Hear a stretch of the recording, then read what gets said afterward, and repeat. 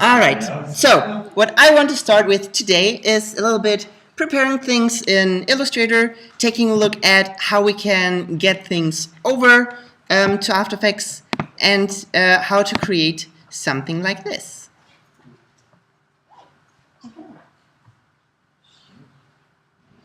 So it's just small, nothing fancy, but a couple techniques in there. As the second example, we will take a look at this little illustration here, and we will have it kind of bouncily popping up. So it will be like a... that one, I know exactly what you mean. Yeah. Actually, when I talk about projects with my colleagues and it's like motion graphics like this, then it's like, all right, yeah, and then we have it like in a circle, like a whoosh, and then it's like, boop. And everybody like, yeah, exactly. I had the same thing in my mind. And then it's like, that's how we communicate. So you have never misunderstandings there? Like somebody thought a different thing when you said circle and then... Isn't that a saying? Actions speak louder than words. Yeah. Yeah, if you kind of like, you see something and then you show kind of what it would do with your hands, it's pretty obvious, I think. Right? So, I think describes it fairly well. You've got a visual and you have sound. Yeah. Pretty in depth. All right. So, as always, I will do the first steps first. Afterwards, we do it together. And what we can already do is open up Illustrator, because we want to first prepare the file a little bit. Illustrator.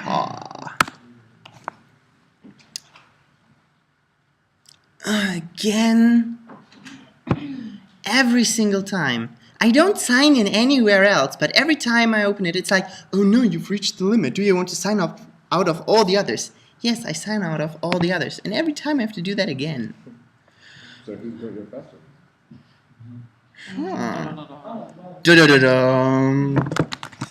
That is a good point. Maybe I should switch it. Might be useful if it's the same thing over and over again. Yeah, but I only get the problem on this machine. I don't have that issue on my others. Or on my other, where I use it. Meh. Whatever. There are worse things in life. No, that's the worst. Yeah. As bad as it gets. Yeah. All right. So when I start with a blank project, I usually do not use a film and video preset, even though I know that I want to do something for After Effects. The issue here is that if we choose a preset like this, sometimes you might accidentally choose a preset that is not with square pixels. So it might say here HDV 1080, and it might be a different width. What are these templates? Wow. So do I see it down here? No, that one looks also correct.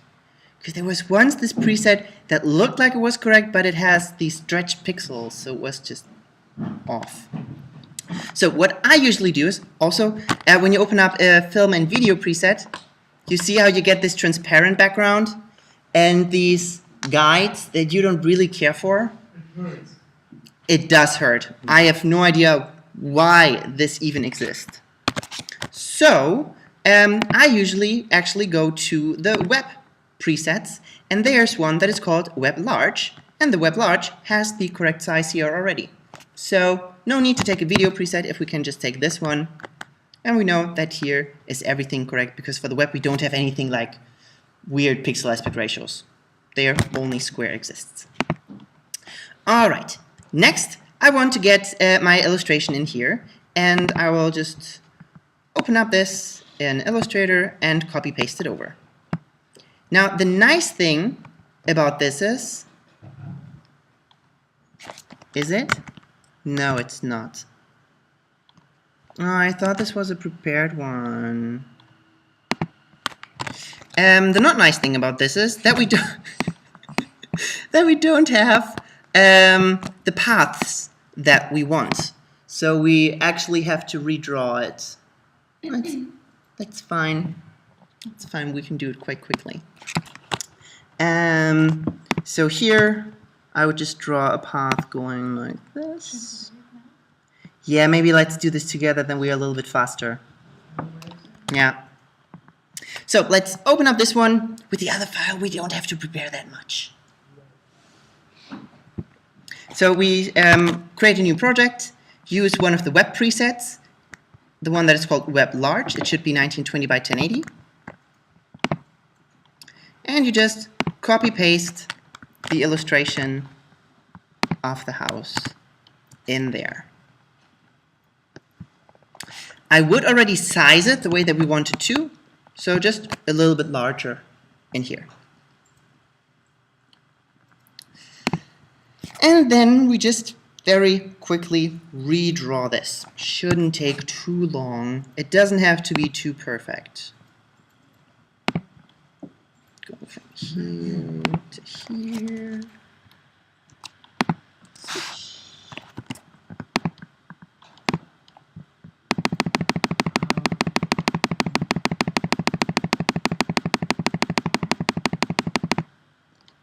Then in the stroke, we want to choose a rounded cap and rounded corners. Looks about right.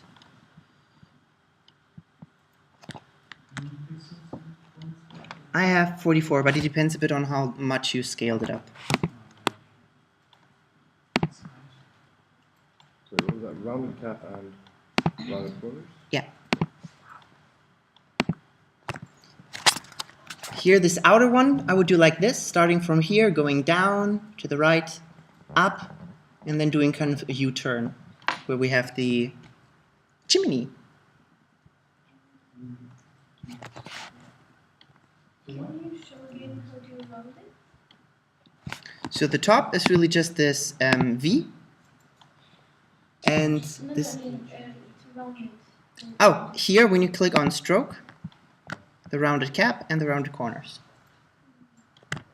No.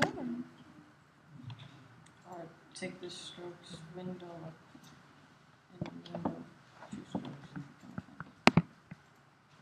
So the roof you separated. You separate it like this. You don't need to close it. No, just hit X. Yep. Without the filling, Just the outline here. yeah. And for the filling, we can then create separate paths.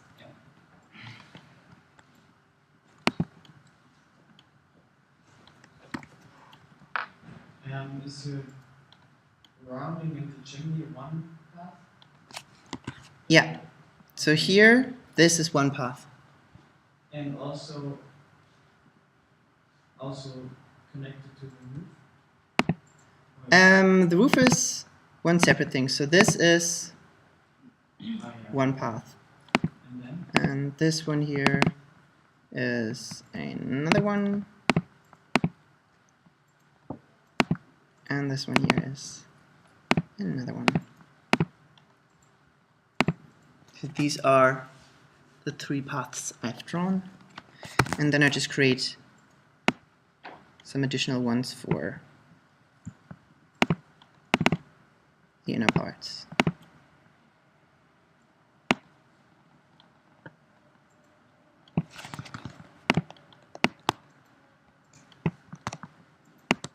Do you also have to think of Mary Poppins every time you say chimney? Yeah.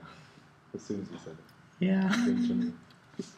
Can you show me where is that round? Because if I open strokes, there is a movement.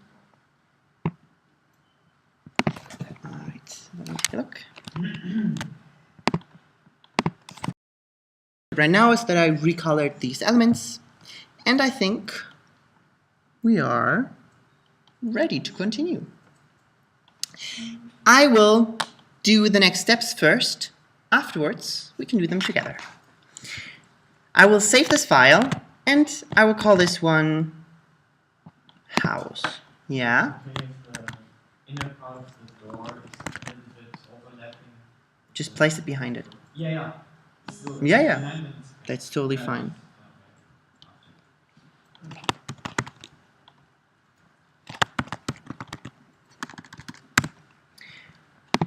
before I import this to After Effects, I will actually prepare this a little bit further.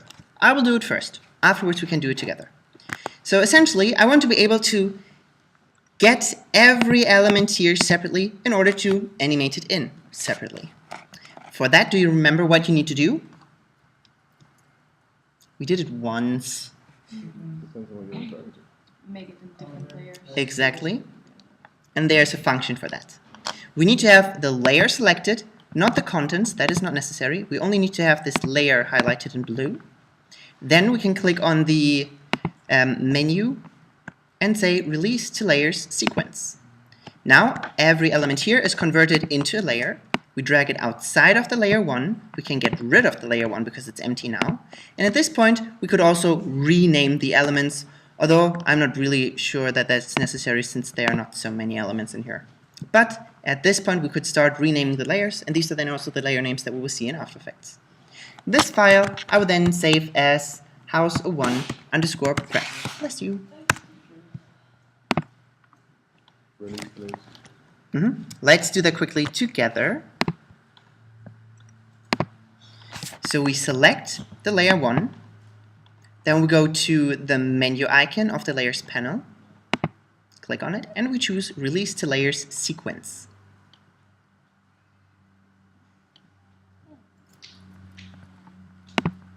Click on layer 1, and then to the menu, top right, yes, and Release to Layers Sequence. Then we want to grab all the layers and drag them outside of layer 1. Select layer 1 and delete it. Now you could rename the separate parts, but I don't think that's necessary. My paths don't want to leave the layers. Let me try and look. Maybe they are not layers. Alright, or maybe I do rename them really quickly. Door, I don't know, base, roof. I don't know how to write chimney. Season. Top. Door. Maybe this is then door inner. I think this describes it good enough. I think that I have many layers. I've deleted the original, the layer 7. So this 6, 7, and 8, I think. I don't know, maybe they're different. How many layers do I have to have? I have 5. Okay. Door. Door, probably door. is here. That is good. Did you have the windows?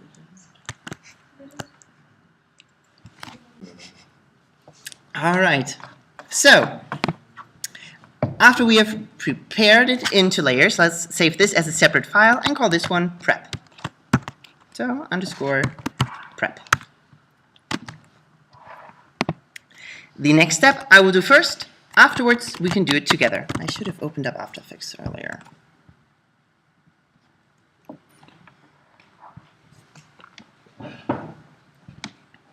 Funny thing about After Effects and many programs, you can open up the same program multiple times. Did you know that? So you're running it multiple times. Yeah. Session. What you just need to do is, you need to open up the terminal, and no, you will not have to do anything fancy here. You just need to have the terminal open. Then you can go to the program itself, for instance, After Effects. Then you need to go to the app, right-click on it, and go to the package contents. And then in Contents and Mac OS, you will find the actual terminal command that opens up the program. And then you can just drag this onto the terminal, and then it will open up a second instance. And this works with pretty much every program. Why do you need this? After Effects is the only program where I've ever needed it, because After Effects sometimes take a lot of time to render something, but I want to continue working. So while After Effects is rendering, I can just say, all right, I open up a new instance and I continue working on there.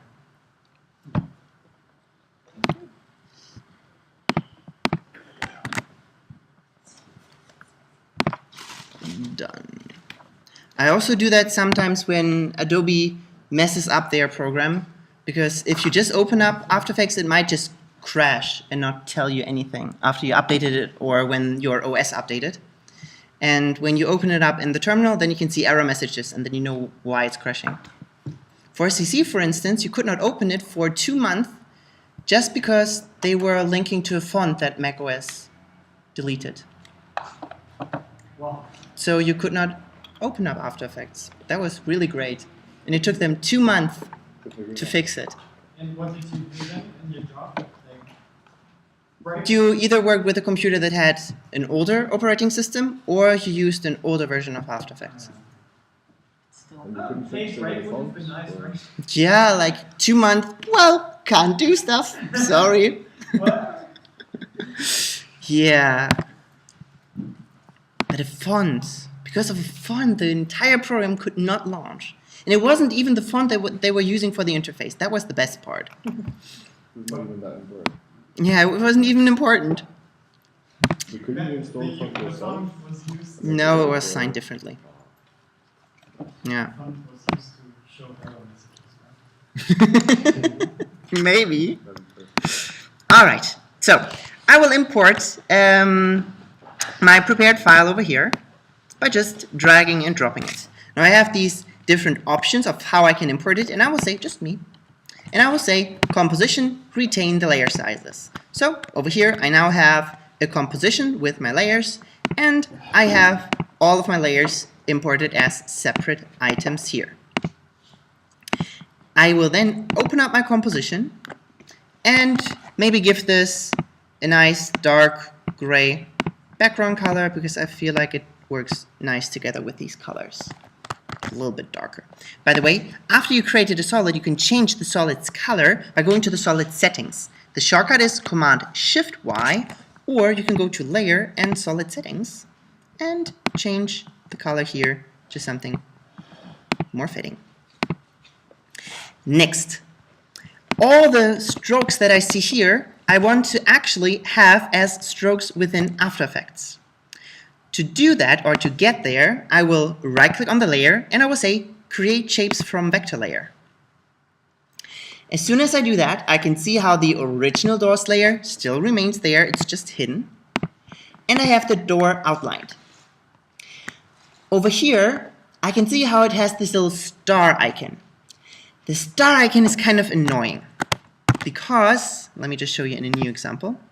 We will work with, preset. We will work with a shape layer. A shape layer is always created when we have our pen tool, for instance, and we don't have a layer selected. If I do have a layer selected and I create this, you can see how I create a mask on my solid. Did we talk about this path here already? Let me do that real quick. So when we do have an element, we can create masks on it, either manually with the pen tool or with the presets that we have here. They work kind of like in Illustrator, so when I have, for instance, the star, I can drag this up, and when I use the up and down arrow key, I can add more stars to it. Can do it on video. Yeah. So you can use this as a mask on anything. Might it be a still image or a video. After Effects doesn't care. It puts it on everything. When we have the pen tool, we have two options. We can either work with the regular one, so we can click and drag and create a Bezier like we're used to. Or we can enable the Roto Bezier option, which I tend to use always. This works a little bit differently. We don't have tangents anymore. We only have anchor points and intensities of those anchor points. So I click here and I define my points, and I can see automatically it creates this soft rounding for it. If I, however, say I want a sharp corner here, you need to hover over the spot, hold down the Alt key, and now you can see how you get this left and right arrow. So now you click and drag either to the right or to the left, and therefore define how sharp or rounded a corner should be. So essentially, we can also create all the same or almost all the same shapes that we can do with the Bezier. But in most cases, we are much quicker. And when we adjust the path, we have to think about much less stuff, because here we can just move it around and we don't have to adjust the angle of the tangents in order to see how it always rotates. It just matches to the next and previous anchor points. So I tend to use the Roto Bezier all the time. A mask on a layer can have different properties. We did already work with this when we created a vignette. So let me just change the color here so we can see it a bit better. If I scroll down here, so you can see how I have underneath my solid a mask option. And inside here I have my mask listed. The first thing that I have is the mask path, which I will show you in a bit. Then the mask feather. In the mask feather we can define how blurred the mask should be. So far so good. We have the mask opacity, which is different from the opacity of the layer, because I could have a second mask on here, which adds on top, and I could say that the first mask should be transparent but not the second one. So both masks are on the same layer, but they can have separate opacities. I can also work with blending mode. So if I want to say I want this one here to use to subtract from the first one, then I just tell the second mask to subtract. Alright? So we don't have options like in the Pathfinder from Illustrator or Photoshop where we just say merge these together. This will never happen. When you have 3 masks, there will always be 3 masks. You cannot merge them into one combined mask. That doesn't work, but we can always tell them how they should intersect or interact with each other. Then we have the mask expansion option, which I've also shown you with the blur, with a vignette. Now, if we don't have a layer selected, so here, if I just deselect it, and I create another shape, or another mask, I can see how it creates something entirely different. Here, I now have a shape layer. I know that this is a shape layer because, well, it has a different color, and it looks quite different, and it has this star icon here.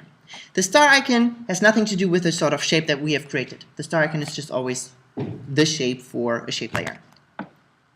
When we open this up, we have a lot more options. First, we have the transforms for the entire layer. So the layer by default has the anchor point in its center here. So even though the mask that I've created is in the left, my anchor point is in the center here. And when I change something like the rotation, it will rotate around the center of the layer.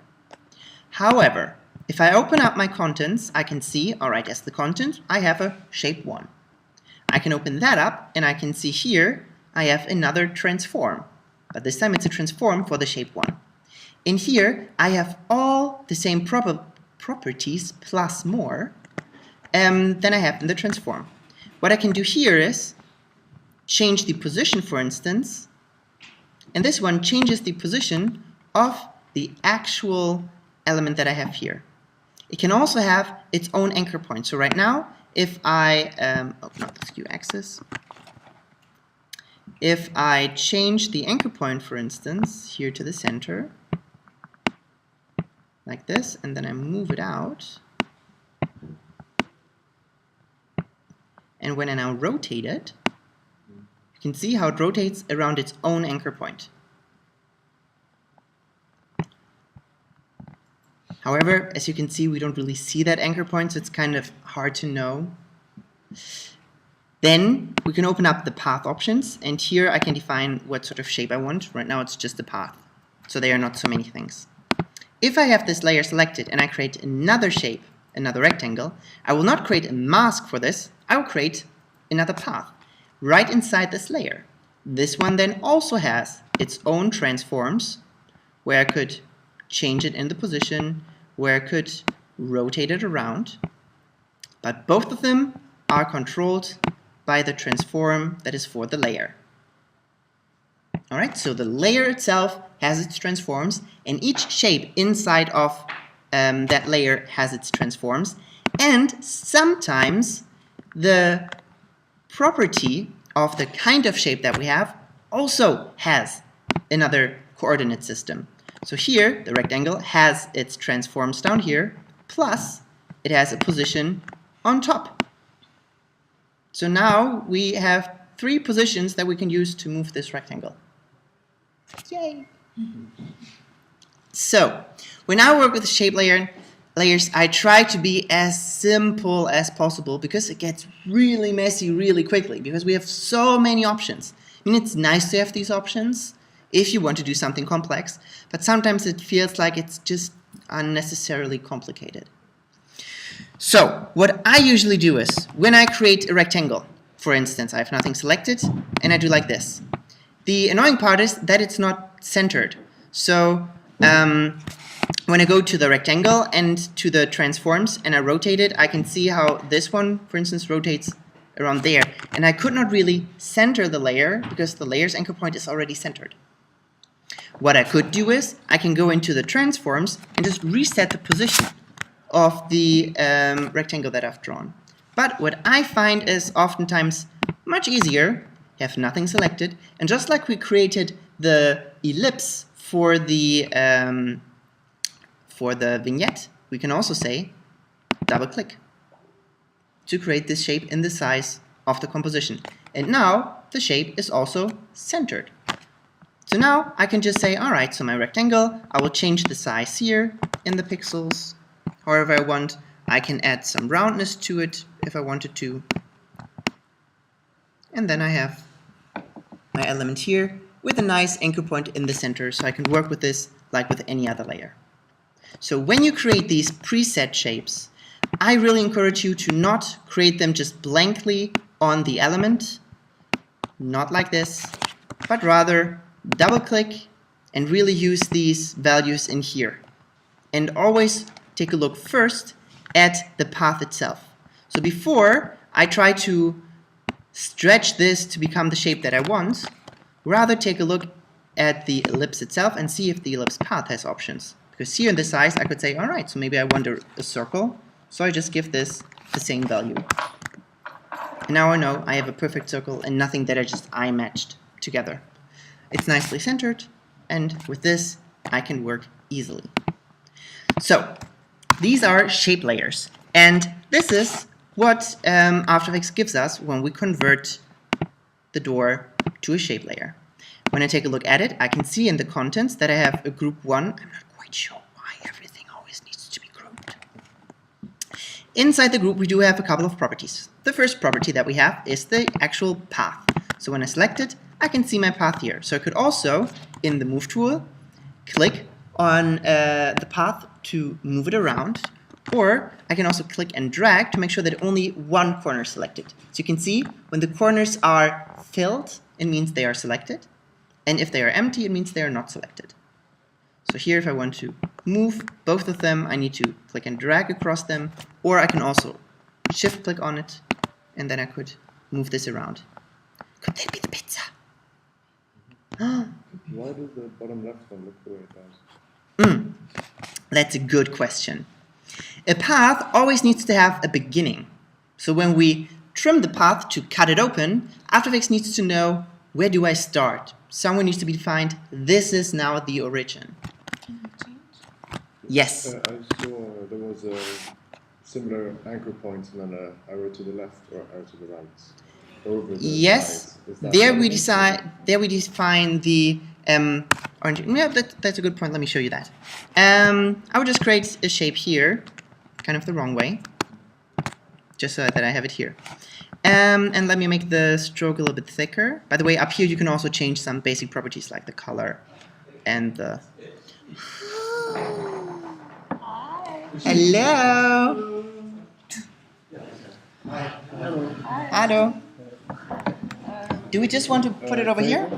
Or Ja. one of the other tables? So Oder ja, auf den Tisch. Das ist ein bisschen positionsneutral. you didn't pause it, did you? Record that we're getting to. So everyone knows it. What I wanted to show you briefly is what the blue marks mean. Actually, I should do that on something like this. It's a bit easier to see. So here, I can see that even though it's not selected, it has this extra outline. So normally, these ones are blue, sorry, not blue, round. This means they are anchor points, but I'm currently in the layer or in some sort of selection mode where I don't actually access the separate parts here. When I click on it, I can see how they become squares, and when they are squares, then they are elements that I can actually touch and move around. When something has this extra outline, it means that this is the first one. It's defined as the first vertex. So what does this mean? If I apply an effect that we will use later on, for instance, like the trim paths, in the trim paths, I can tell it to trim. So here, I get rid of the end of this. And you can see how it starts trimming from here. I could then also say, maybe I rather wanted to trim from here. So I right-click on it, go to Mask and Shape Path, and I can say Set First Vertex. And now, this is the first one. If I then say, well, I don't want my end to be there, I actually want it to start this way around, then you just switch the orientation of the path. And then it goes the other way around. So this is what these two options are. So circuit 1 means this is the first vertex. It can always be changed by right-clicking on it and saying Set First Vertex. And with this one, we define what is the orientation of the path. All right, back to our example. Over here, I can see that I have my mask there, and I have a path, and I have another property, which is the stroke. So when I single view this, I can see that this is the stroke. Inside of the stroke, I then have the different options for it.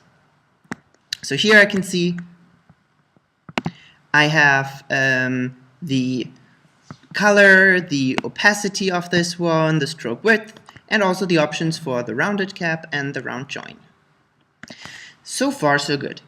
You can, by the way, turn properties on and off however you want. So I could turn off the path. Then the stroke would not be generated on anything. I could turn off the stroke. So I don't need to delete these things. These are properties, and I can tell After Effects to have multiple properties and only use a couple of them. So I could also say that I want to add another property to this. So I could select the group, click on Add, and say that I now also want to add a fill. And now a fill will be added to this. So in Illustrator or Photoshop, it's a bit different. Depending on which tool you have different options of what you can change of a path. But in After Effects, since everything needs to be accessible and animatable, you can find it in one place. We do have some shortcuts. For instance, when I'm in the pen tool and I have a path selected, I can also access these properties directly, but they will always be the same properties that I see down here. So when I go into the stroke, I can see here how the stroke changes at the same time.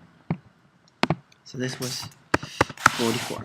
And when I then say, I don't really like the fill, then I can just get rid of the fill. Or hide it, or whatever. All right. So there are also many different sort of path effects that can be added. If you're ever bored, just go through them and see what they do. I will just show you a couple of them. When I click on the Add Next to Contents, I can see that I can also add a rectangle, for instance, manually. Then a rectangle path is added. Right now, it's added to the same group. And to the group, a certain stroke is applied. So, doesn't matter where my square here is, my rectangle is, it will always take on the same properties that this stroke has here.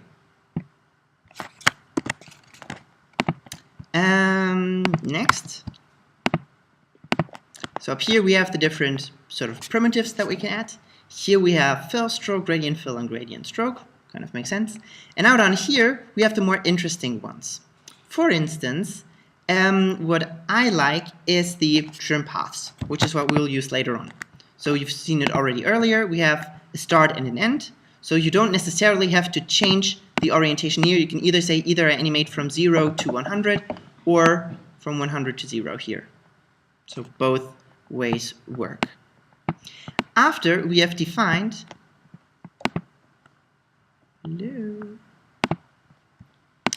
After we have defined a little bit here, we could also offset this. And this does not end.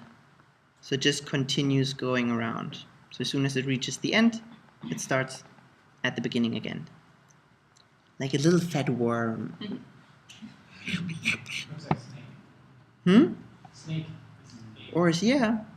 What would happen if you set the start point as the top middle one? Could it go out to both sides? You have to make two. I don't think I can. Let's see.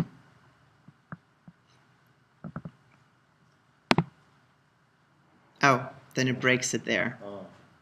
Yeah, it would not make sense. If we have a path that is not closed, then they're only either there or there's the start or the beginning. All right. Next. If I close the path, can I also choose then any corner? Yeah. If you would select this one here while you're in the pen tool and then select the second one, you can see how the icon changes like in Illustrator. So now they are closed. And now, automatically, for instance, this one here is now defined as the first corner. But that's like, I don't know why I changed it to a different spot. But now it can go all around.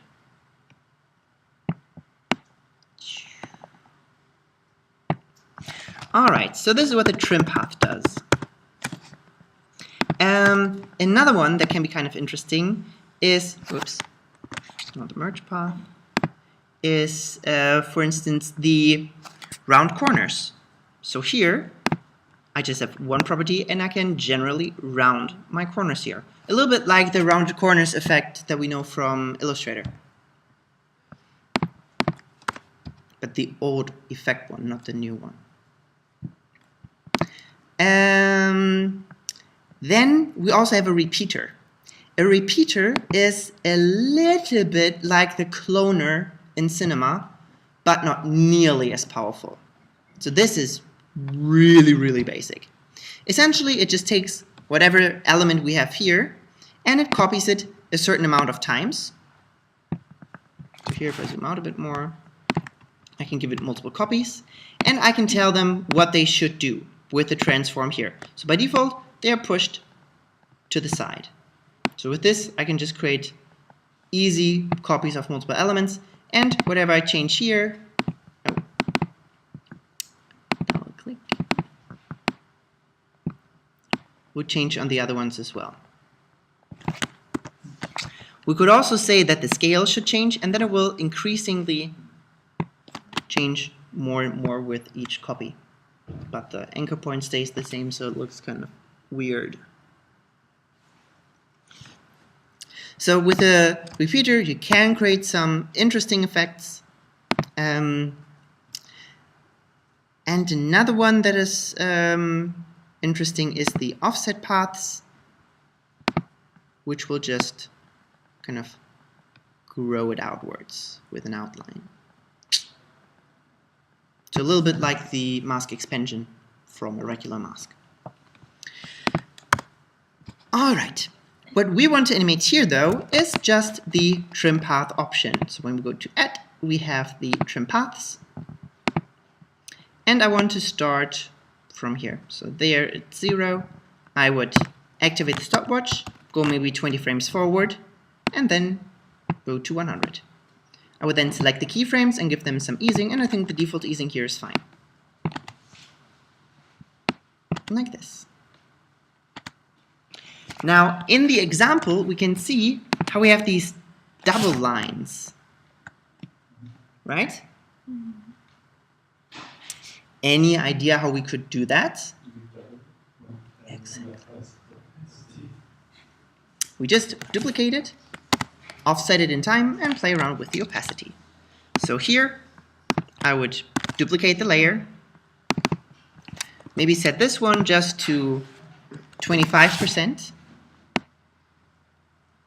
and I just offset the layer. The other one.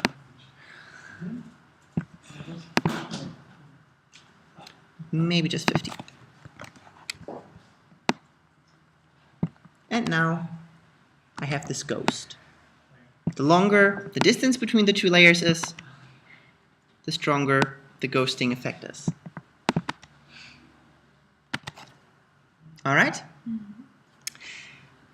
Let's get to this point here together.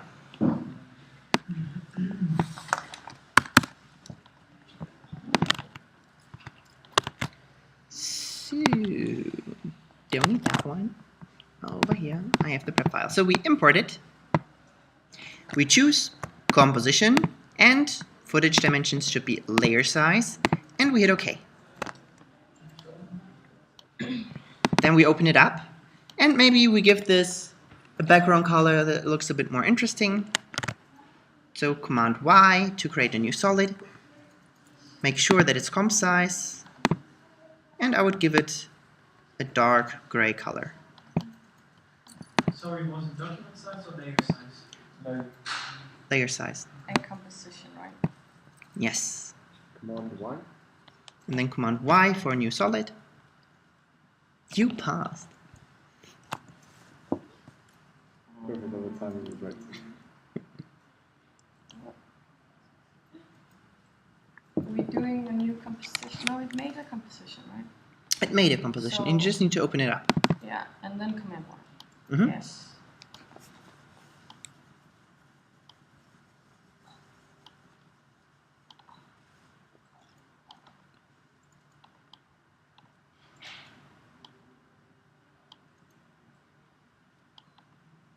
So far, so good? All right. No. Sorry. You have all the layers. I don't have. How did you? You shouldn't have any layers? Not in there. Here. Should I just take the layers? All right. Next, let's start with the door and animate that one in. In order to make this a little bit easier, I would say that we duplicate it or convert it to a shape layer and then single view it. So we right click on the door, then we say create shapes from vector layer. I imported the wrong. And then I'll just come and check. All right, so we right click on the door and we choose create shapes from vector layer. Then, to not get irritated by other elements, I would just single view this. To single view it, we just hit this icon here. So far, so good? Oh, can you change the background color? You could change the background color. You could also turn on the transparency grid. That is, in most cases, a bit simpler. What is on? Well, no, the solid we don't see at the moment. Yeah, but you can turn on also. We could also turn on the solid, but we want to keep it simple here. So we have the outline doors. So we open it up, and we should see the Add button here. We click on the kind of play button next to the Add, and what we want to add is a trim paths. The trim paths should be visible here. It's such a hard word. Paths. Paths. Paths. Paths. Lines. We open up the trim paths and check out which part we want to change. So I do want it to start from the bottom left corner and then make its way around to the bottom right corner. So in my case, this is already working the way I want it to. If it's not working for you, then you either need to animate the start or switch the orientation of the path by going to the group and then just switching this one here. But if you change the end of the path and it's doing what it's supposed to, then you don't need to do anything. It should do that. It should do that. So it should start from the bottom left corner and expand from there. Looks good. Alright, so at the beginning of the timeline, we want the end to be 0%, so we don't see anything. Then we click on the stopwatch. It will set our first keyframe. Then let's go maybe 30 frames forward. So Command Shift and the right arrow key 1, 2, 3 times. And then we change the end value to 100.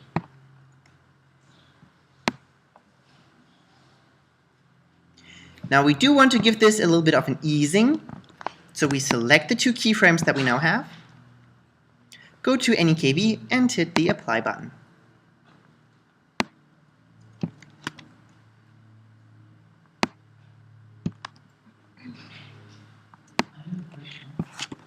Mm-hmm. I still do not really understand this easing thing. I did another project in After Effects, and there I used the curves. Mm-hmm. Why do we use this, and how does it exactly work? So when you use the curves, it's hard to synchronize the easing so that it's always the same, especially when you have 5 properties that you've animated and all of them should have the same curves. Then it's kind of not possible to do with the curves. These values here represent how long the tangent is in percentages. The tangent? So when you take a look at the curves here, when I select my end and I go to the thing here, I can see this is the curve, right? You select the end. The end. And I went into the graph editor. Yeah. Yeah, that could be. Up here it's usually set to auto select, but you could be in the value graph or the speed graph and then it looks different. No. So here you could also change it manually. You could just grab these tangents and move them over. So the more you move it over, the higher the percentage is. Alright? So also as I drag this, or when I hover over, I think I should see it over here. There. No, not really. In some properties it shows me the options, or maybe my screen is just too small. So we have a keyframe, and a keyframe has a tangent on the left and a tangent on the right. You can imagine that this in the center, this empty space, is your keyframe. So the influence on the left means how long is the tangent on the left side of the keyframe. And how long is it on the right side? So if I say here, for instance, something like 80, and here I do 20, and I select my keyframes here, and I apply it. On the keyframe that is on the right, the left tangent will be super long, and the keyframe on the left will have the tangent on its right fairly short. Alright, so here you can see now the right tangent has a much longer tangent, the right keyframe has a much longer tangent here, and this one a much shorter one. So your any KB can only be applied to 2 keyframes? No, it can be applied to any number of keyframes. Even 1? Even 1. So 1 would be that the left tangent is then on 80, and the... For instance, let me just do it. If I have a small element, oops, like 100 by 100, it moves from here up there and then down. And maybe I do want these keyframes here to be linear, so it starts abruptly and it also ends abruptly, but I want it to pause in the center here. So what the any.green will also do is it will always make sure that it pauses the element. So for transitions, that makes sense because usually we start paused and we end paused. So the keyframes should always ease to a stop.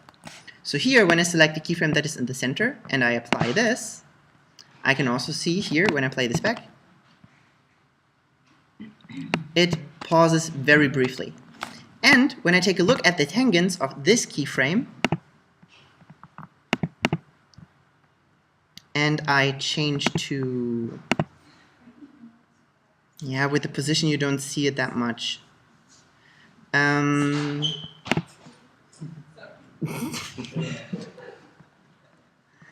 Let me separate these, and let's only work with the X position here, and let's do that one again.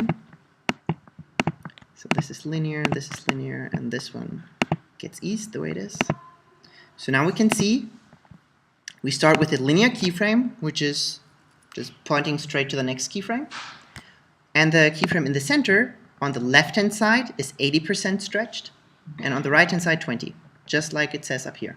Yeah. 80 on the left and 20 on the right. And this is all that the any KB does. Okay. It makes sure that the tangents are straight, and then the left side will be this long, and the right side will be this long. Okay. Which is also why it often feels a little bit weird when we have a transition. For instance, when we only go from left to right, and we apply this, it does not mean that this value is for this keyframe, and this one is for that one. That is not true. These values are for each keyframe individually. But when we have a transition like this, then this value is the effect over here, and this value is the effect over here. Make sense? Yeah. All right. Yeah, working with keyframes is a little bit hard. When I was starting with After Effects, I didn't get it at all. Like, it took me at least half a year before I understood what these curves were. It was just like, I don't know what this is. Yeah. And I'm also not very good at explaining it. After a while, I just understood it and was like, yeah, this makes so much sense. But I also have a hard time really explaining it to people. One more thing. Mm-hmm. 80 means 80%. yeah, 80%. That means it goes fast out and slow, or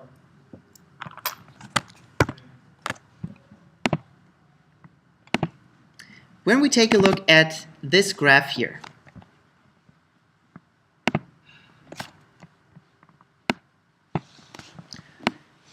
going from left to right, we have our time that changes.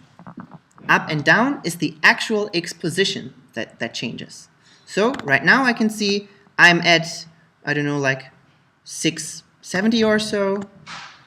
Let me see. Well, 690. So this is 690. As we go further in time, up here, we are around at 850. So we can also see, right now we are at 850, and so on. So the steeper the curve is, the larger is the change from frame to frame. Right? So here we have big value changes. So from 690 to 704. So here we have 14 pixels that we jump from one frame to the next one. Whereas when we are over here, and I go from one frame to the next, now it's just around 5 pixels that we jump from one frame to the next. And over here, it's less than a pixel that we jump over the course of one frame. So the flatter the curve, the slower it is. The steeper the curve, the faster we're changing something. So when we have a large value here, it means we slow down when we get to it. And when we have a short one, we start faster. All right? Yeah. Good. All right. So over here, I would stick to the default easing, which is 50 and nothing, which then results in 50 and 50. So this is just something that I've added in the script. When nothing is input here, it takes the same value as we have on the left. All right. Next, we want to add this little offset. So we want to duplicate the layer. For that, I would close the layer to not accidentally duplicate one of the contents. I really want to duplicate the layer and not a path within the layer. So why do we want to duplicate the layer and the offset? well, we need a second layer. No, yeah. I thought the offset that it's only a small piece. That doesn't make sense. No, yeah. We want to create this ghost. So we duplicate the layer. Command D. Command D. Then we hit T for the opacity and change it to 50%. Now the 50% layer should happen earlier, which means we select the other layer and drag that one a little bit to the right. It's good to be at a time where we can see, like in the middle here of the transition, and then we can see how big the offset is.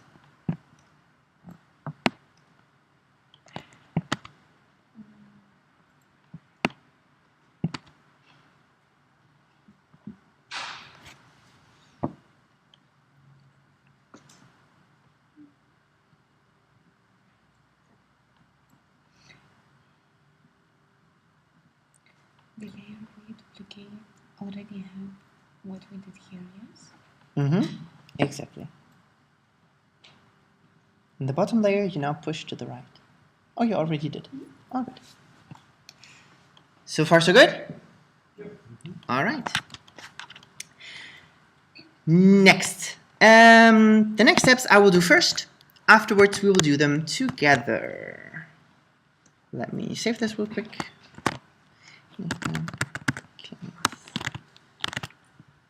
Next, we want to repeat the same step for the base and the roof. So on the base, I will right click on it and I will say create shapes from vector layer.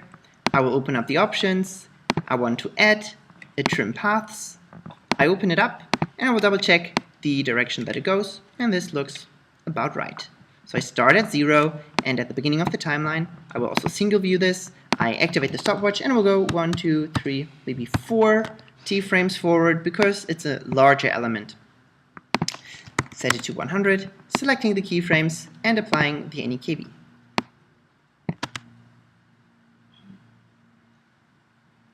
Here I also want an offset, and I want the same offset as with the other layer. So I close the options, hit D to duplicate it, Command D, then T for the opacity, and set it to 50%.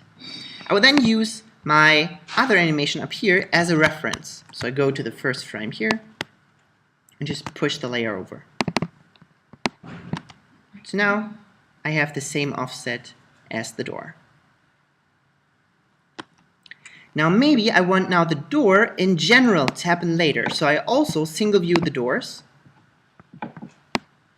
because I want the doors to appear only when the bottom part, the base part, has reached it already. So maybe here. I grab the two layers of the doors and I move them over like so.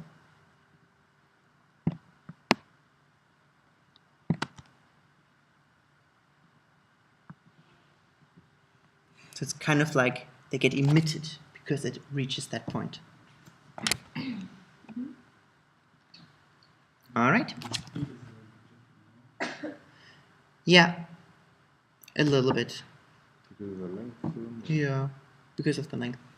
We cannot give this a speed value, so we can only eyeball it. But having a little bit of a different speed, I also think is fine.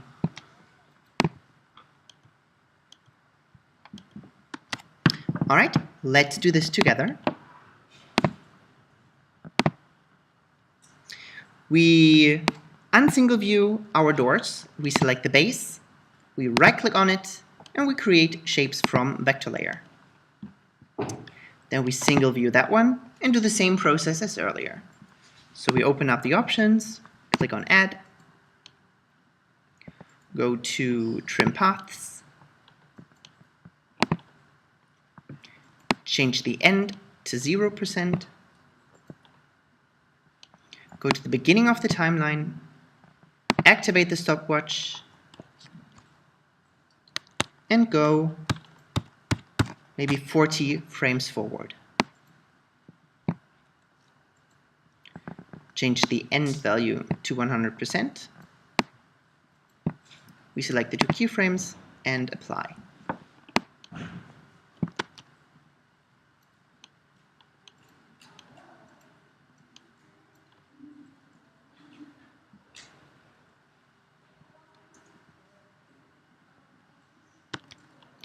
So far, so good?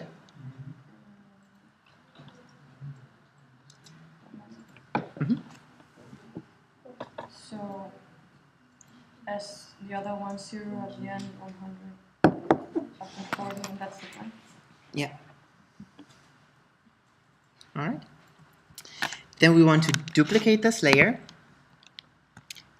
So Command D. Then on the top one, we hit T for the opacity and set this to 50%.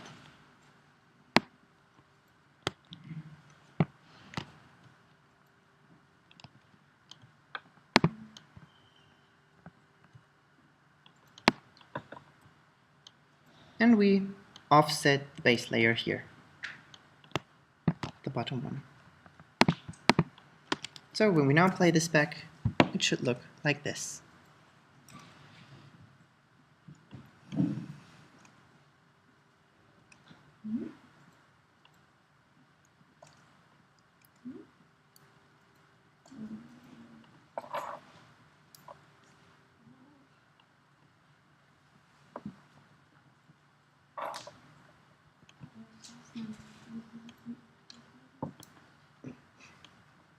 All good? No. Maybe I should do that. Some like that. The next step I will do first. Afterwards we do it together. Although, no. Let's do it together already. We just repeat the same process for the roof again. So, on the roof, we right click on it. We go to create shapes from vector layer. We're doing this together. Then we might single view it, open up the options, go to add and add a trim path. At the beginning of the timeline, the end should be at 0. We activate the stopwatch. There, maybe like the door, we only do 1, 2, 3, or 30 steps forward. Change it to 100, and change these keyframes. There is no path. Yeah, you have to click on the add and add the trim path.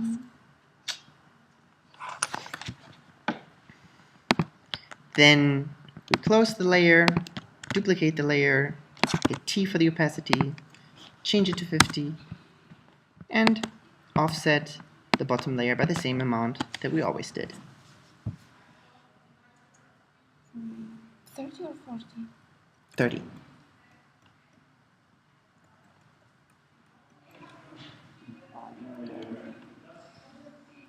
And then the rectangle behind fade and after. In 2 different strengths to match the opacity again.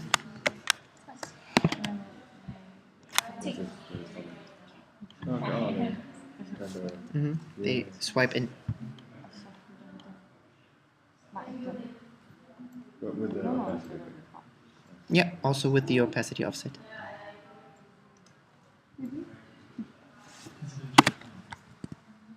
It's just a video that plays and doesn't stop for a while. So far, so good? All right. Should it go that way? Which way? What way? You can do it the other way if you want. Yeah. Mine is going the other way. Does it matter?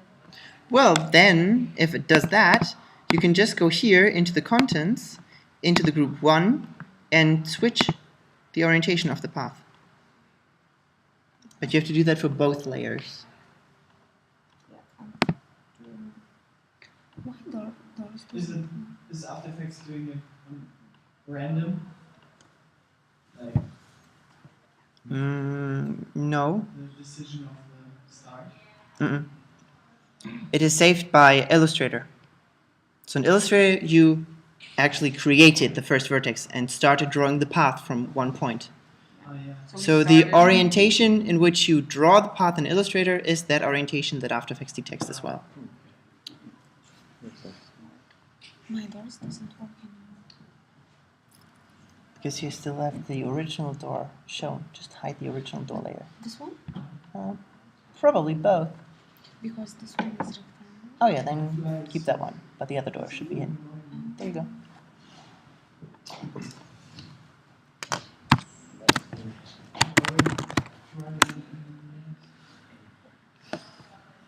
By the way, in Cinema, you can actually see how a path is made up. Because it's just a list of elements. So here, if we create a path with Illustrator, like this, we can have that element selected and go here to the structure.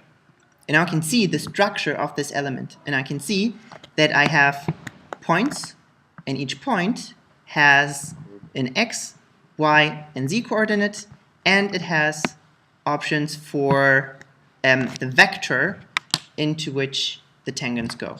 So you could also create a path by typing in values.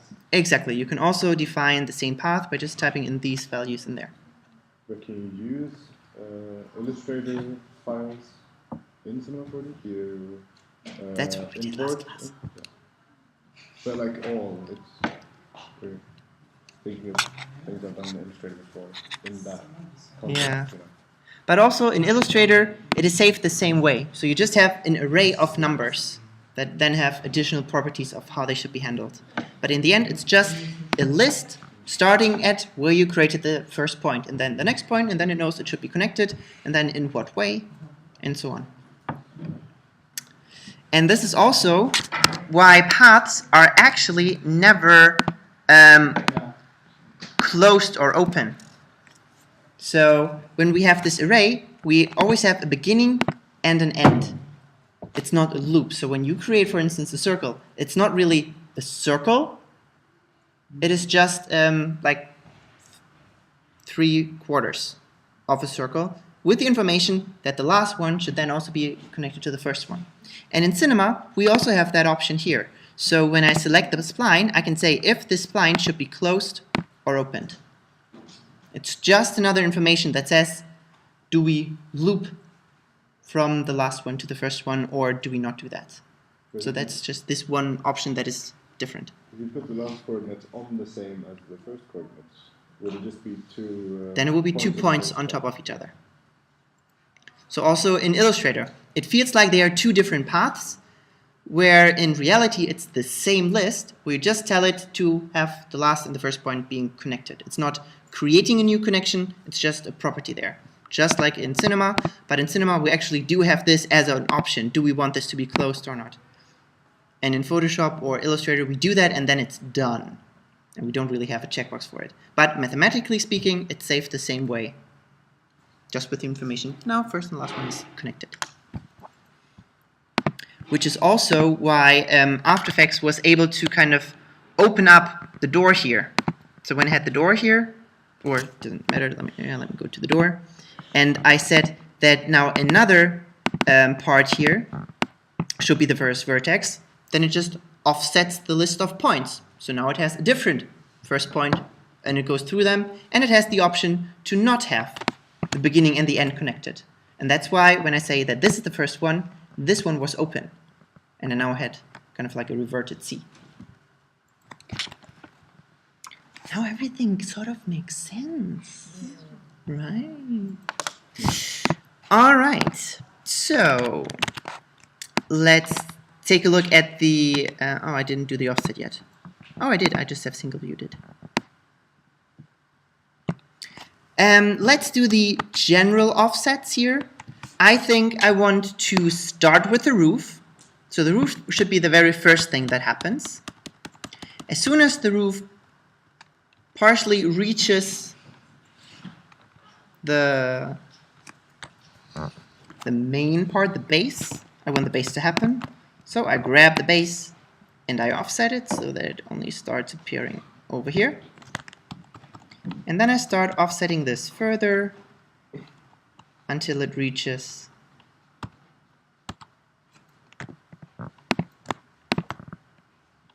the door, and I offset the door.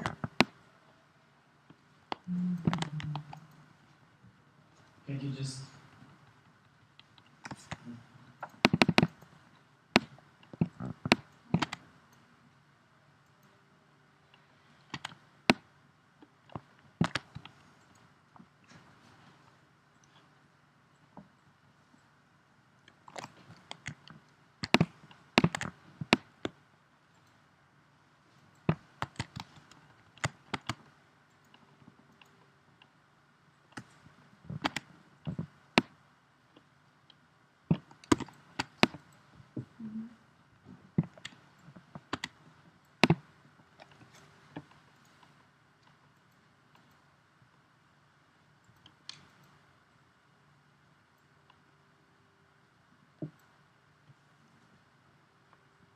So far, so good?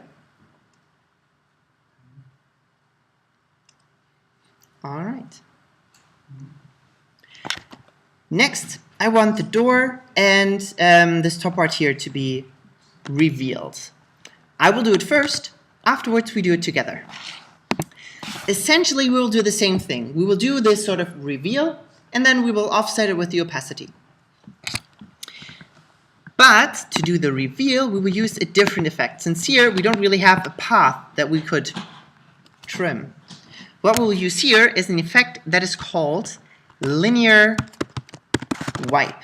Oops, not linear. Linear wipe. And what the linear wipe does is actually pretty cheap, but I use it all the time. So it really just says, crop this layer. That's it. It goes from 0 to 100%. We can then define the angle of this.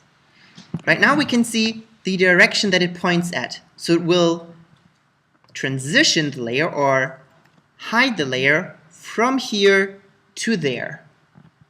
So as I go here, it goes in the same direction as this is pointing.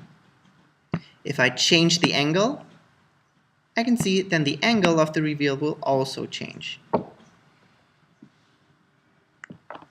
So here I would want this to start from the bottom left corner and go up, oh, but the other way around because it should be revealed.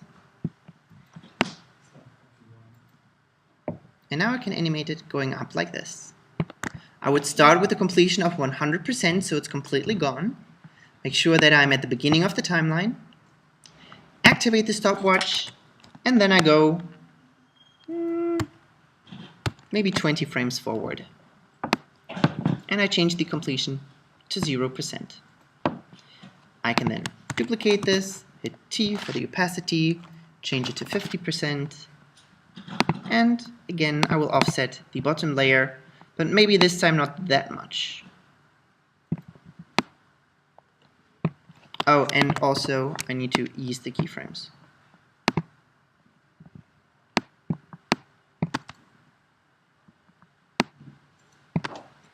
Then I can single view it, go through my timeline to reach the point where they should appear, so probably at around this point. So I move them over, and then they will fill in. Maybe even 15 frames is better. 1, 2, 3, 4, 5. Yeah, 15 looks nicer. All right, let's do this together.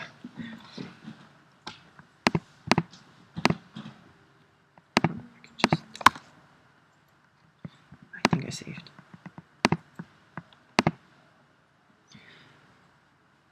All right, we select the door inner and single view it. We apply the effect to it, which is called linear wipe.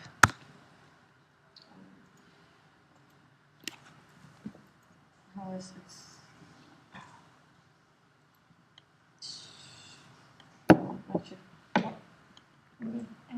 Oh, Control and Tab. Oh, Not Command Tab, Control Tab. Got it? yes, it's here. All right. And you type in linear wipe. Yeah. Good. There we can already change the completion a little bit to get a feeling of where it's disappearing from. Then we change the angle to around 210, 215-ish.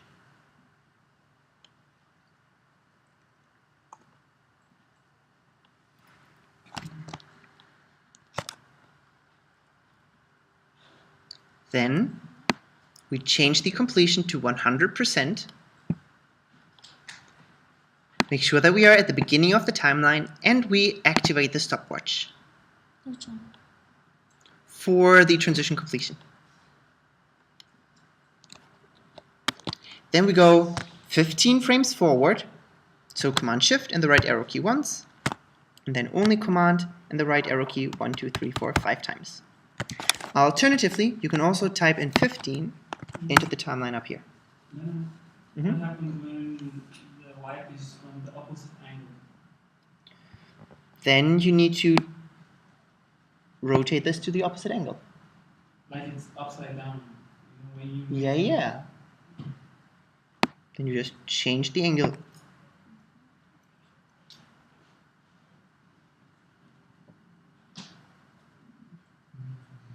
Yeah.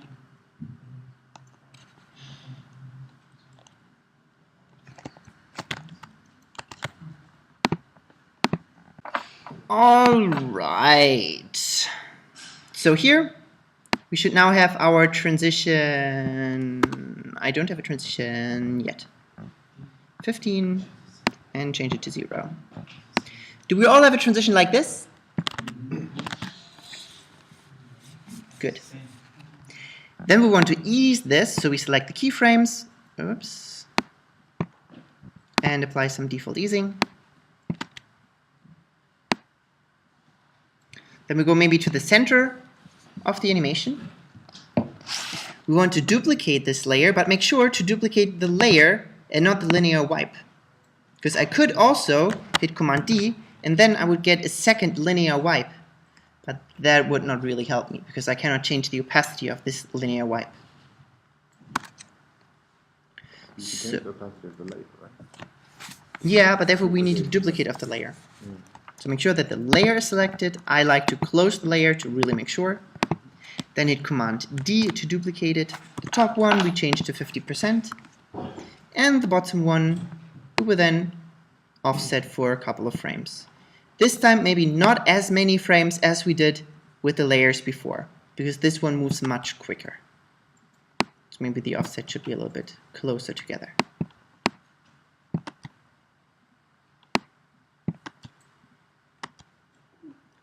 Now we want to synchronize this with the other layers.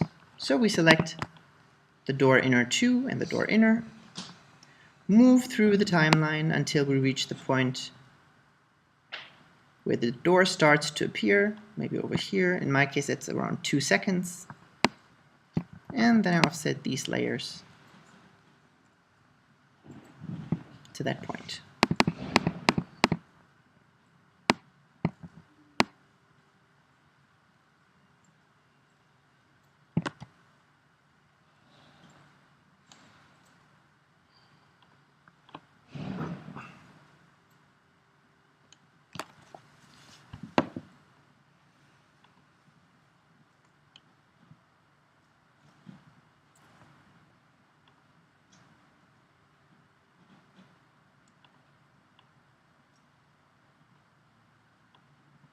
So far, so good?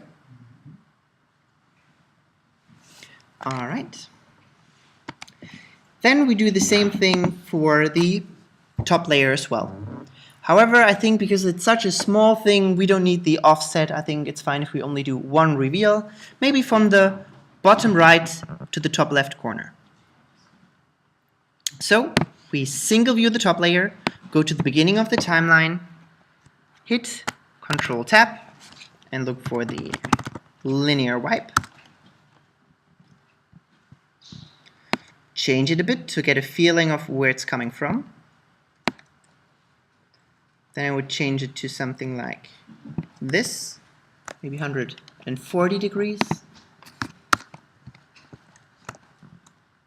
Then we change the transition completion to 100%. Activate the stopwatch. Go maybe just 10 frames forward because this is a really short thing.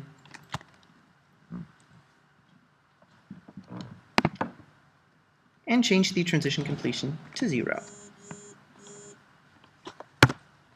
Then we hit U to reveal the keyframes, select them, and apply our default easing to it.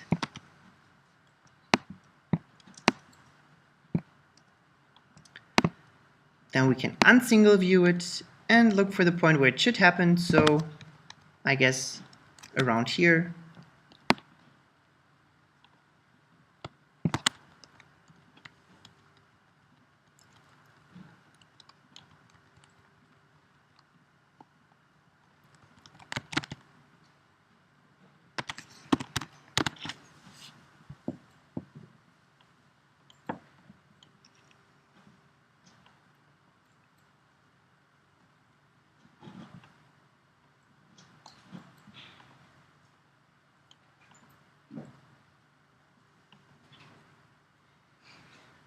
there.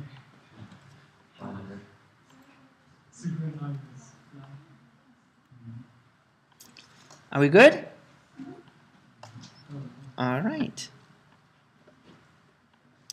Now, the last thing that I would want to add is a little bit of motion blur. I will do it first. Afterwards, we can do it together. Now, adding the motion blur for the shape layers is quite simple. I just need to select the shape layers. So here I can see clearly which ones my shape layers are. Alternatively, I can be even quicker by actually just clicking on the color of the shape layer, because we can see that each shape layer has the same color. I can click on this color and I can say select label group. And then it selects all the layers that have the same colors. Then I can click here to enable the motion blur for it. Right now I don't see the motion blur. Do you remember the reason for that? It needs to be enabled. Exactly. So for the composition here, it needs to be enabled as well. So now I can see how I do get motion blur for these elements. Without it, it is only enabled for the final rendering, but with this one here, I also see it in my composition here. Now, I cannot do the same thing for the doors. So here, for instance, this one here moves quite quickly. But when I select it here and I enable motion blur, nothing happens. Do you know why? Because it's not It's not the vector shape. It's not something that actually moves. So motion blur is detected as soon as something moves. And here, an effect is not considered something that moves. It's like a color correction, just a state that changes. But it's not like a position or a rotation that changes. On shape layers, the trim that we do, it is considered a position change. This, however, is just a mask. And apparently it's not considered a position change. To change this, or to force a motion blur on it, we need to add an effect that is called force motion blur.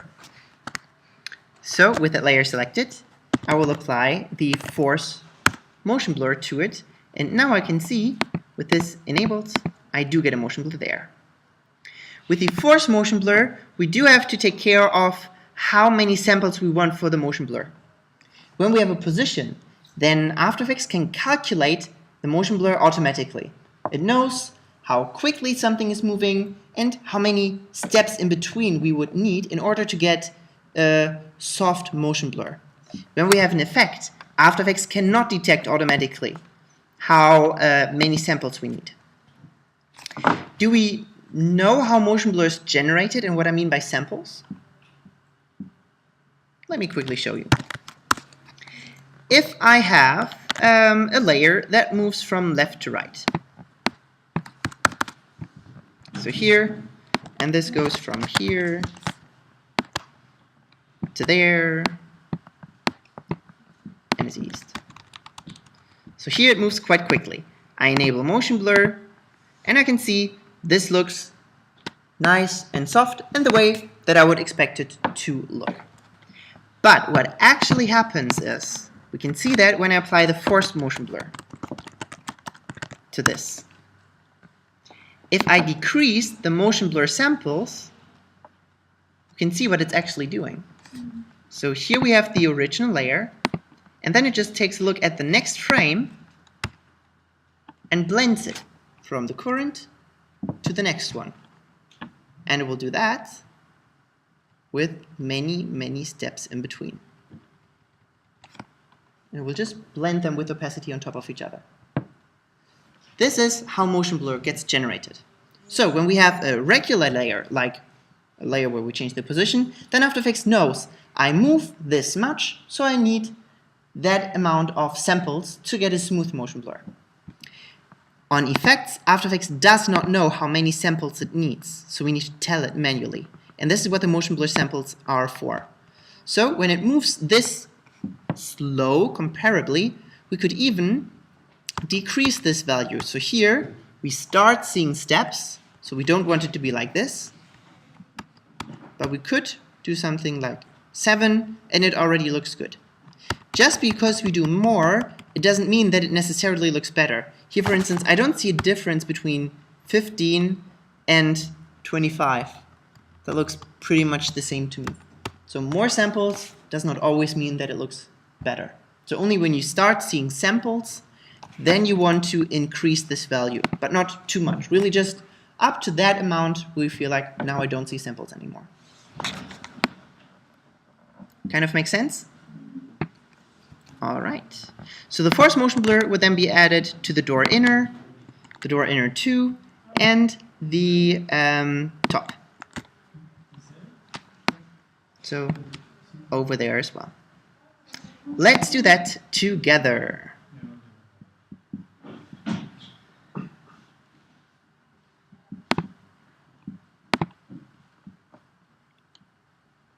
All right. Let's start with the regular motion blurs. The regular motion blur should be applied to all the shape layers. To select all of them, you can click on the label color and then say select label group. Then all the shape layers are selected and we enable the motion blur. If you don't see this option, just click on the button at the bottom here. Then we also want to see the motion blur inside of our editor, so we enable this button here as well.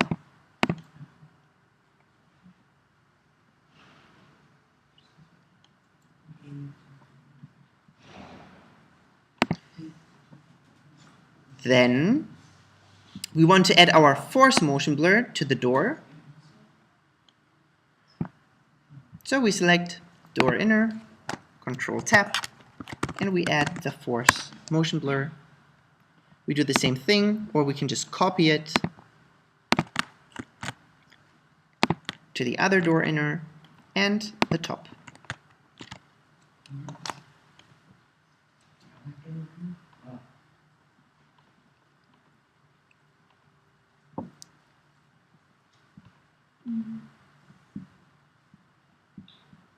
You left it at 8 samples. Mm-hmm. I have to select both or only door.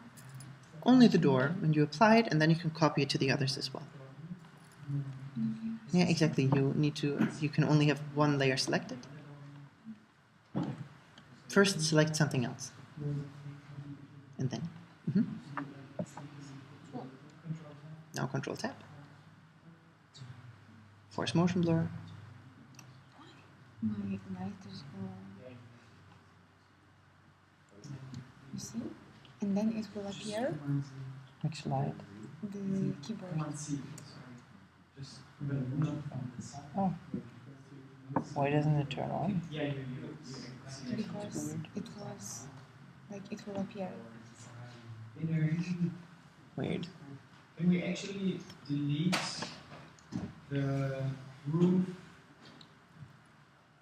base? Oh, the hidden layers, you mean? Yeah. Like the one You can. Yeah. Yeah. We don't need them anymore. They're just there kind of as a safety backup.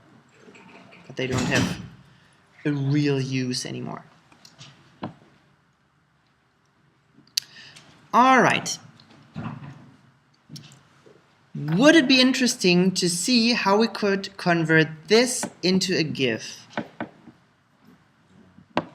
That kind of goes forward and backward.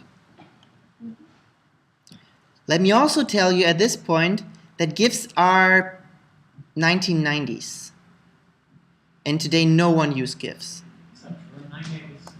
No, but those are not GIFs. For a while, even when they started with GIFs, they had this icon that said that it was a GIF, but it was never a GIF. They never ever had GIFs. They're always videos. So even when you have a looping video, it's either an MP4 or a WebM.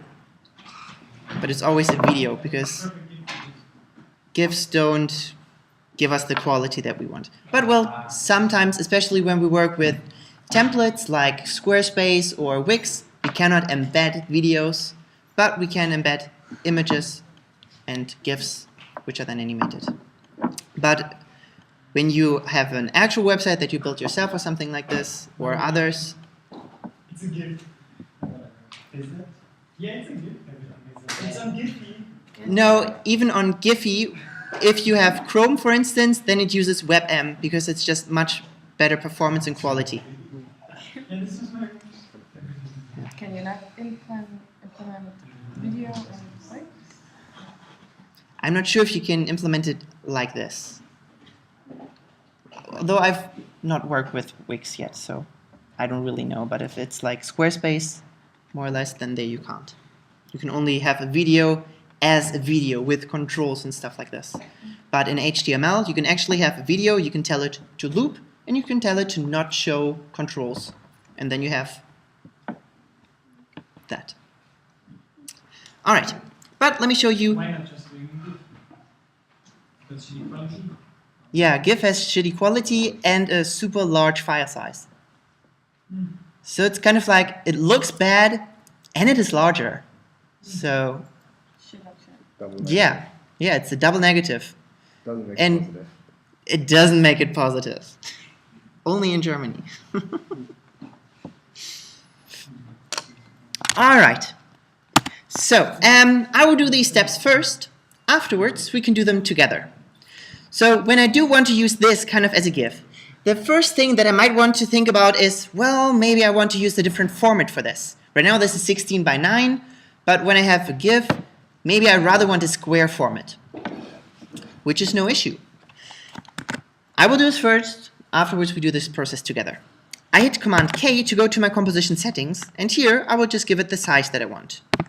However, I would not change the general size, so I would only adjust one of the sizes, so 1080.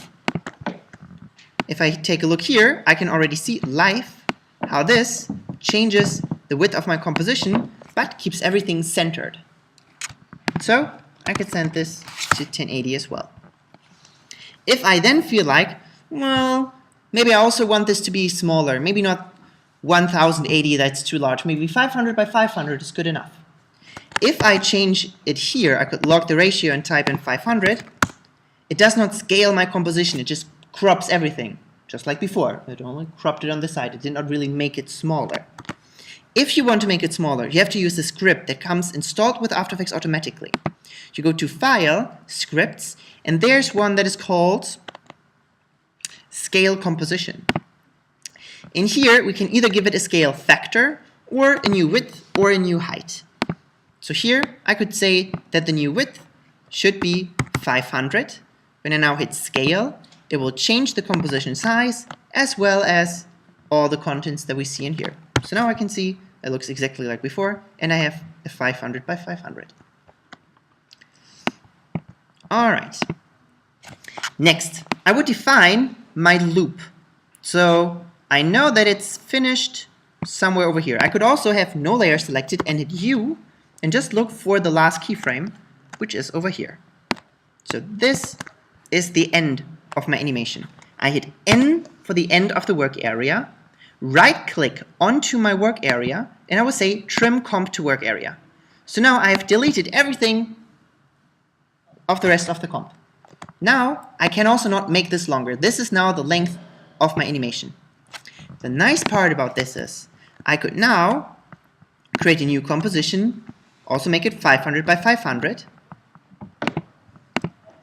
I can drop in the animation that I did here, and I can see it's only this short. It's now a video, and because it ends there. I can then duplicate the layer, right-click on it, and I can say time and time reverse layer. It shows me that the layer is time reversed because of this weird line at the bottom. I can now move this over and let it snap to the endpoint there. And if I now play this back, it goes forward and then backwards. Then at the end here, I hit N for the end of the work area, right-click and trim to comp. And now I have my looping video. Make sense? Yay! Alright, next, I would need to render this out. Let me just call this one house loop. I would hit Command M to Command Control M to send it to the render queue, and I would render it out as a ProRes. I will save it onto my desktop. Now I have a video that I can convert. I could convert it, I think, with Media Encoder. However, in Media Encoder, we don't have nearly as many options for GIF that we have with Photoshop. So I will actually open up Photoshop, not Photoscan, Photoshop.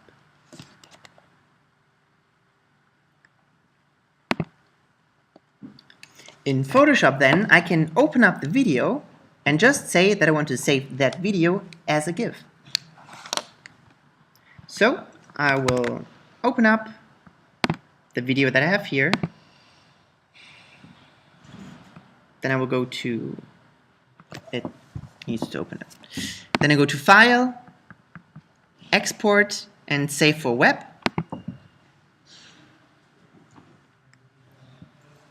And now I have a lot of options here. Have you ever talked about these things here? They're not sometimes. Alright. Maybe Elko, I don't know. So, up here we first have a couple of presets, because this window is usually to save for web. So, we can save our JPEGs, PNGs, or GIFs. There are different presets. The GIF means that it's a GIF. Duh. The number means how many colors are being saved within the GIF. So a GIF has a compression where it knows that we only have a specific amount of colors available. So on a normal PNG, we always have all the 128 colors per channel. 255, I mean. From 0 to 10. Okay. Yeah, so actually it's 256. You're right. No, just making sure that I understood. You are right. And the GIF can be much smaller because it gets the information that there are only a certain amount of colors available in this file. I have no idea why it's then possible to be saved smaller, but apparently it works. So here we're only allowed to have 32 different colors. Here 128. Then we have no dither or dithered.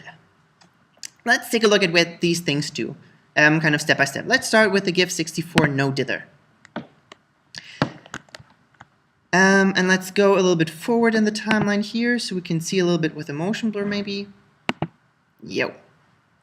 So no dither is selected. When I zoom in a lot, I can see how I get these GIF typical hard edges, right? Where somewhere in these gradients we have some colors that are just a bit odd and don't really fit in there. Because the GIF tries to see, alright, what kind of colors do we have and what kind of makes it look kind of fine. And when it's like, oh, I don't have a color here, well, I just choose the closest thing I can find of colors that I've already used. If I change the colors to even less, we can see that the effect is even stronger. So here I really have this posterized effect because I only have 16 colors available, these 16 down here. No dither means that we always have this really posterized effect. So one color ends, the next color begins. Dither means, or when we dither something, we have different options actually. We can have a diffusion, a pattern, or a noise. If we say diffusion, we don't really see a big difference here. We should see something, maybe only when we have a larger gradient. And when we have noise, then we see clearly this stuff here, also quite typical of the GIF feeling. And we have pattern. Now the pattern might not feel much like a pattern here right now, but let me show you a quick example. If I have another small file here, let's make it, not centimeters, like 200 by 200, and I have a gradient. and I go to File and Export and Save for Web. So here we can see it even better, how we have these sharp edges when set to no dither. When I say diffusion, in the darker areas apparently only, I get a little bit of improvement, sort of. For noise, it is all over. So this looks much better already. So before, it looked pretty much like crappy and not enough colors. But with the noise, and we squint our eyes a bit, it looks like a smooth gradient. And with pattern, we can now see how we actually get some sort of a pattern here. So with noise, I cannot undo or redo. So with noise, it's really this random arrangement of things. But with pattern, we actually do get the feeling of a little bit of a pattern being applied. A pattern can also improve the file size. So if we go here to no dither, we can see how we are at 12K. So no dither is the smallest file size possible. If we add a diffusion, then it's only a little bit larger. If we add a pattern, it's a bit larger. So from 12 we went to 14 kilobytes. And if we add a noise, we're now at 15 kilobytes because it's just so much more random, and then it just needs more information to be saved. So this is what these options, the dither and the amount of color, means. But oh no, that was wrong. Export, save for web legacy. So here we want to take kind of an amount of colors that makes sense for this. So we don't really have that many colors there. I think 32 should be totally sufficient enough. So here at 100% I don't see a difference. Looks fine to me. Only when I zoom in closer I start seeing these steps, but well, I don't mind. If an element does not have transparency, I do recommend turning transparency on. I don't know why, but remember this file size here, 69.16. If I turn transparency off, what? This is so much larger. This is almost twice as large, just because I have one color more. This is all that transparency does. It replaces one of the colors with the option to have a transparent color. And here, 96 and 175. It's twice as large. I don't know why, so I just keep it on. Smaller file, and this one color that I lose, I don't give a damn. It doesn't look I don't see a difference here. I don't care. So I always have transparency on. It makes the file smaller, but I have no idea why. These things here are not really necessary. I would not play around with those. Then it just looks really crappy. Unless you want that really crappy GIF look for some stylized stuff. Then you can play around with the web snap. And what can also be kind of funny, if we have a gradient like this, we can play around with different color schemes. But only if you really want this stylized look. So when I say I want like 8-bit, and I could say that I want the pattern, so I really get this sort of game character here a little bit. And I can then say that for the colors here, I usually keep this on selective. That's the best solution. These are just slightly different, and these ones make a huge difference. So here we say that we are only allowed to have black or white, or only grayscale, or from back in the days, the colors that were allowed by macOS or Windows.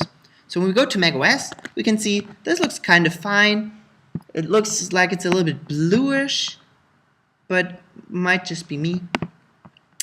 And when we go to Windows, then we have this. I don't know why. But if you want to create kind of this 8-bit sort of style thing and get a gradient, or something like this, then do that. So what I enabled here is just that I want the colors to be windows and this to be a pattern. And then I have, out of a gradient, this sort of 8-bit styled background thing. It's Lithuanian clothes pattern. Can you put the whole Huh? this style? Can you put the whole footage in this and make this in this style? Yeah, this works with everything. So if I also have, let's say, an image, for instance, the Superman, I would make sure that this is also a fairly small image, so don't make it too large.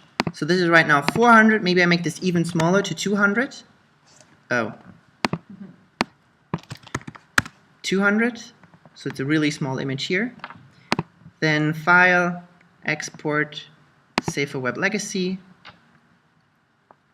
Then here, 8-bit, and pattern, and Windows.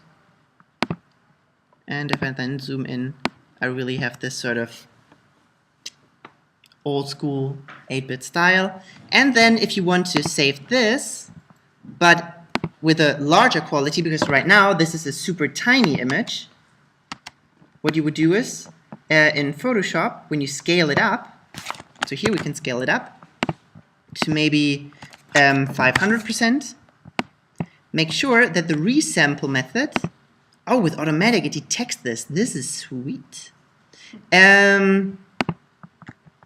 Oh, this is the only option that I have with the GIF. Let me change the mode here to RGB color. Let's try this again. Then I probably get, yeah, because then we get this sort of shitty stuff, right? Because we are now, yeah, so down here we would then say that we want it to be nearest neighbor hard edges. Then I could even go to maybe 1000%. And then this is 100% of the image. So I could zoom in and I can see, oh, I have these nice, sharp-edged, large pixels. And I don't get a blurry image when I zoom in. I always keep it sharp.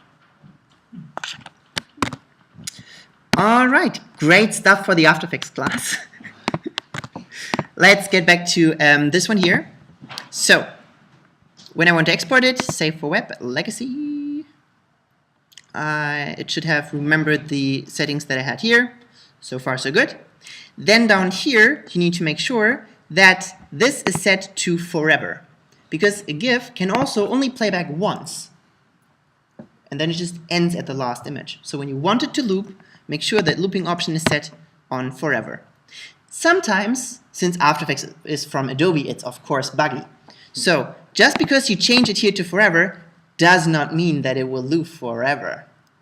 What I always do to make sure that that Photoshop knows that I choose forever, I just hit the playback button and stop it. Just let it play for a couple of frames. So Photoshop is like, oh, I see, you changed there something, all right. Because if you really just change this, it will sometimes not take it on. So set this to forever. Also, one hint, you can change the size here. For instance, if I say I want to save this at an even smaller size, maybe 200%. Oh, sorry, 50%, for instance. Before it's actually applied, you need to click into another text field. So just typing in 50 is not good enough. If you now hit save, it will not take this property. So you first need to click into something else. Now you can see it's thinking. And now it will export the smaller version. So, and you can see, even better, it forgot that I set this to forever. So, I have to do this again and make sure that it remembers this. Isn't Adobe great? You have no idea how oftentimes I exported something and then it was not looped.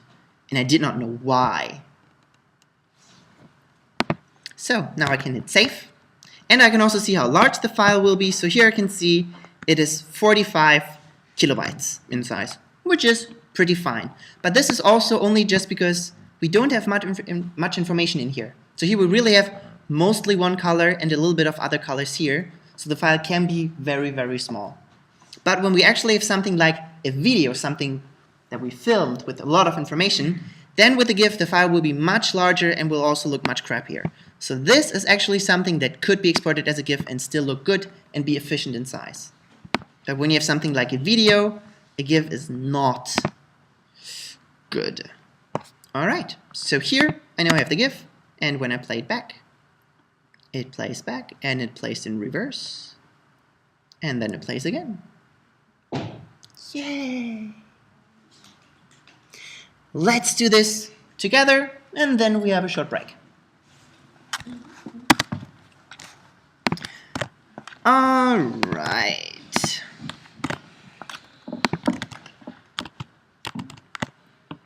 So, in After Effects,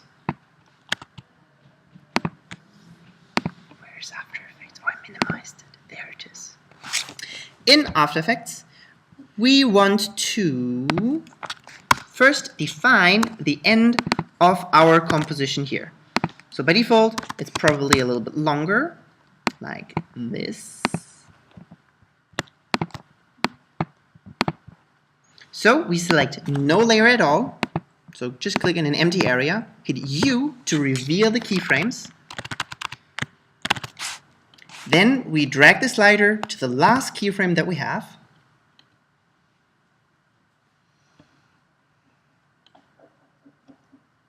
Hold down Shift to let it snap. Hit N for the end of the work area. Oh, this is already the smaller version. Let me just see if I have...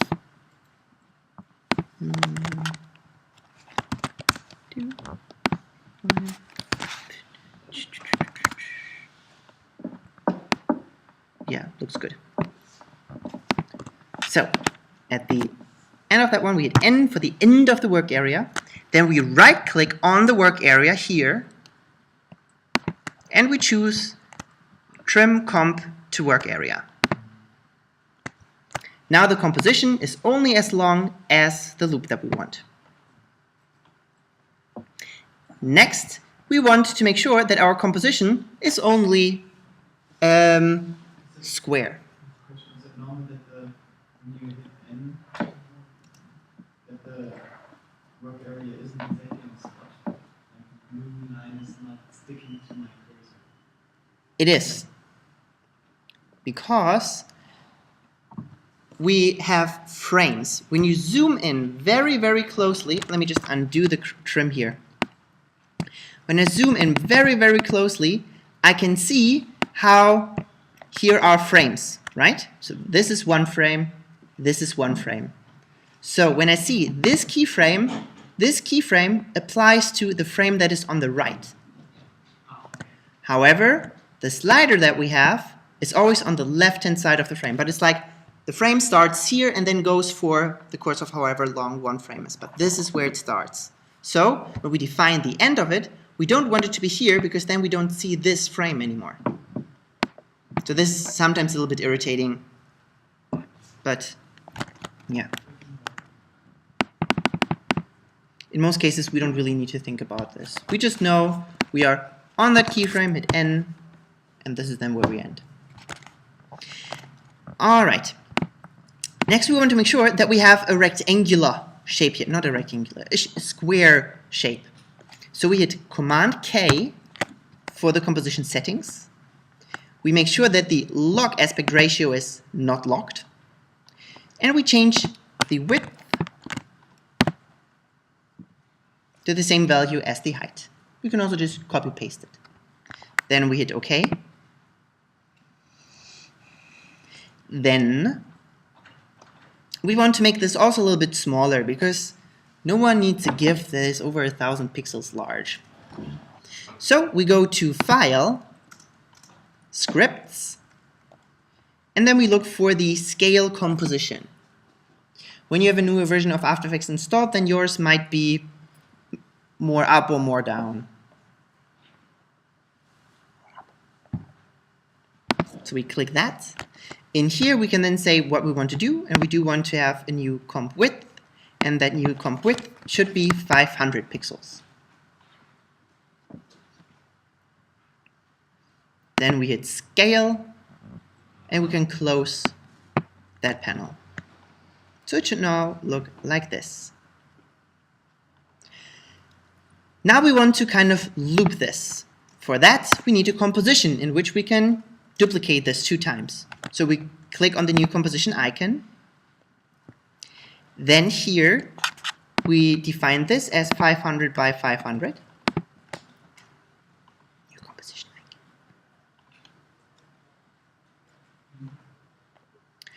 Make sure that the length is long enough. So mine is now at 3 seconds, which I don't want. So here, I just type in a 1 in front of it, just to have it longer. It just needs to be long enough.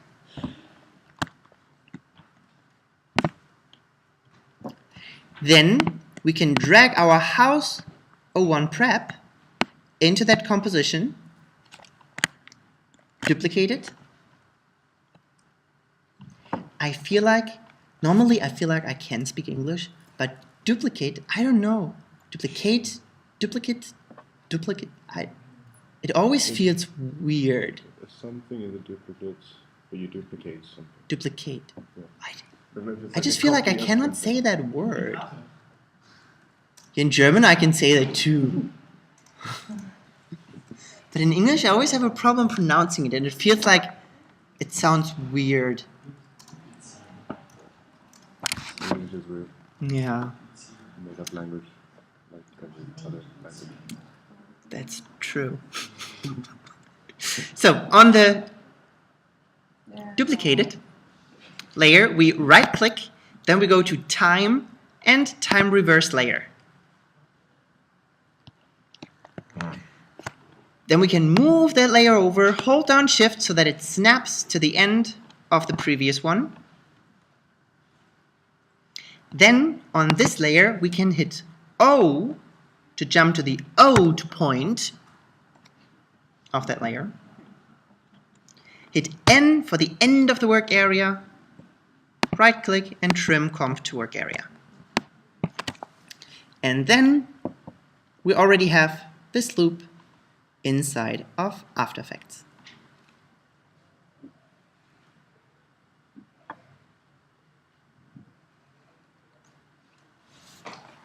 So far so good? Alright, let's give this a name. Up here in the project panel we can select comp 1 and hit enter, and maybe we call this one house loop.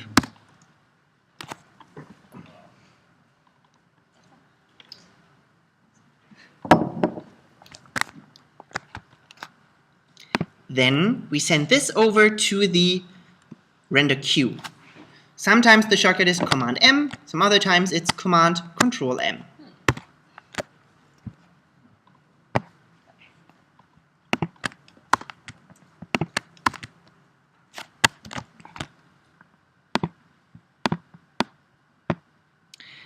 Then ProRes 422 HQ should be selected.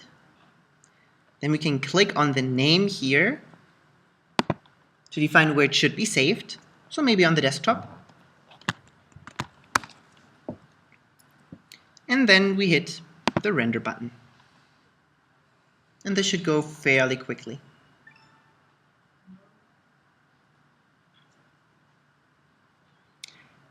Then we can open up Photoshop.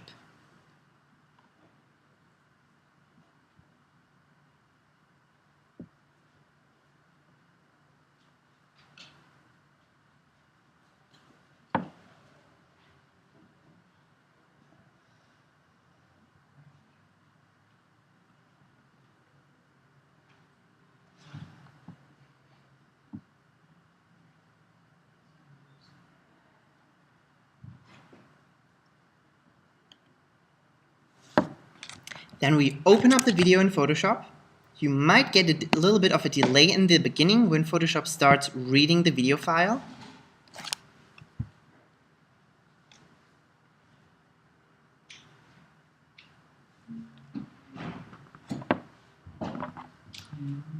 Then we go to File, Export, and Save for Web Legacy.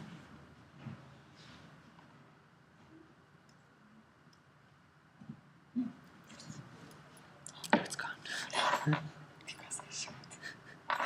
But I saw it earlier. It was like lighting up, and then you started typing, and then it's gone.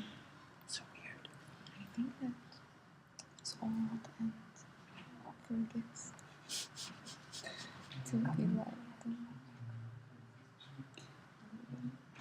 All right, so file, export, and save for web legacy.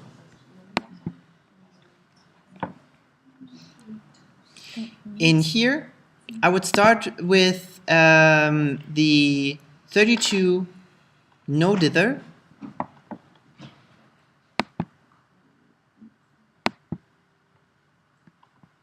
And I think this is a good preset for this example here.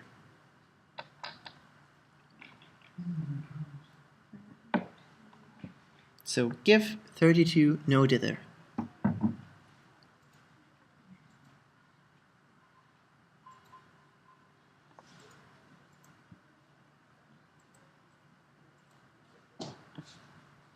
It doesn't give me colors. No colors? No, I have other colors like red. Still should give me colors. It should give it.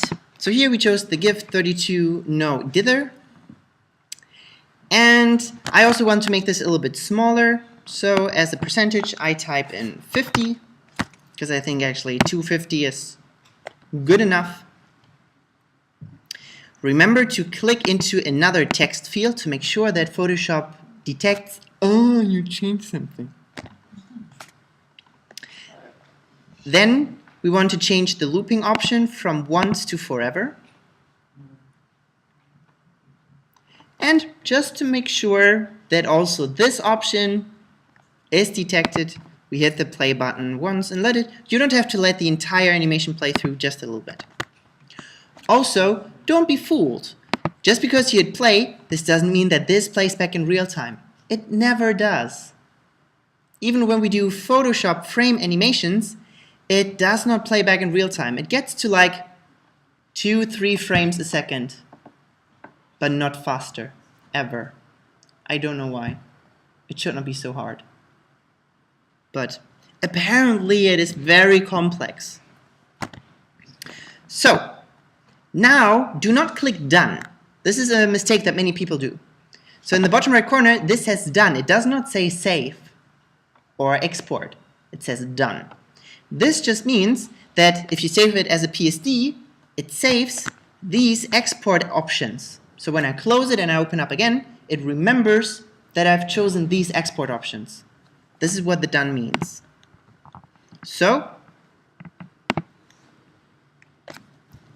although it does not always remember all of the options, as you can see, it remembered all the options up here. It remembered that I want to play it back forever, but it did not remember the size. I don't know why it's not remembering the size. Just like little fuckers. So, click on the button that is highlighted, so the save button. And here we can then say where we want to save it. Now, if you are kind of curious about things, you might notice, there's a format option down here. What could that mean? And there, I could export HTML and images, and you would be like, what? This does not apply to a GIF. This makes no sense to be here when we export a GIF, a JPEG, or a PNG, just as a still image.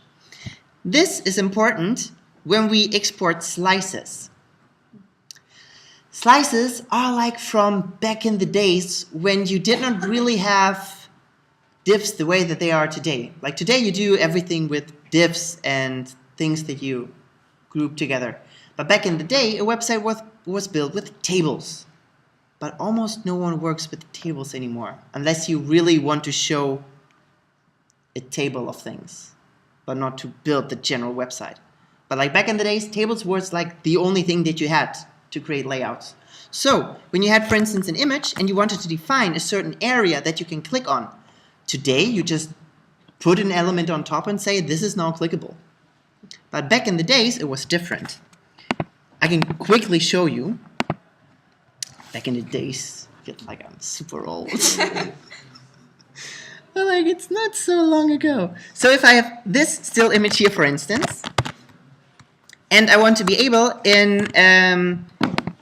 to click on this element here, what I would have to do is I would need to go to the slice tool and actually add a slice over here.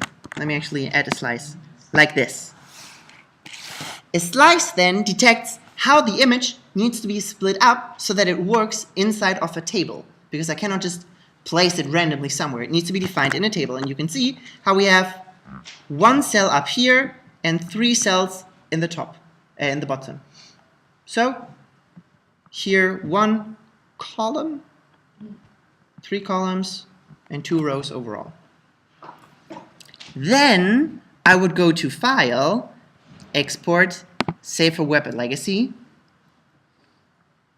Here I could then say which format I want for each of these elements. So I could say this one I save as a JPEG, this one I save as a PNG. So I have different options for, oh yeah, I need to click something else to have different ones for different elements there. But oh well, at least this one is different. And here it then makes sense to say that I want to export HTML and images. So there, it would then save me into this folder the HTML file, which has my table that you can see here. So I can then have this one element here separate. So I could create a Hoover effect or a link to it. So this is where this option comes from. Super interesting. You will never need this in your life. Yeah, but now I have all these parts of the image nicely split up in parts. So back then, when we did not have much more coding options, it was super useful to be able to do something like this. But these days, you don't need it. By the way, if you ever hit C multiple times, Shift C multiple times, you switch between the different tools here. If you ever accidentally hit the slice tool, slices are enabled. So when I have a new document here, and I'm in the crop tool, and then I accidentally go to the slice tool. Oh, that's a bit better. You can see that it then shows me here my slices. And when I now go out, I still see these slices. So to me, this happens sometimes, and I think it's super annoying to always have this blue border. To get rid of it, you can go to View, and then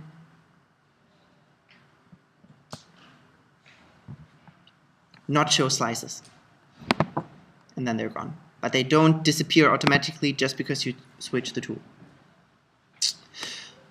All right. Slices also work like just having on a triangle or a shape, or just always? No, it's always a table. If you have rows and columns, you don't have triangles. That's not how tables work. Yeah, so you can't even use it for cool stuff. Really, that's why I said it's like you don't care. All right, then I would say we have a short break of like, I don't know, 15.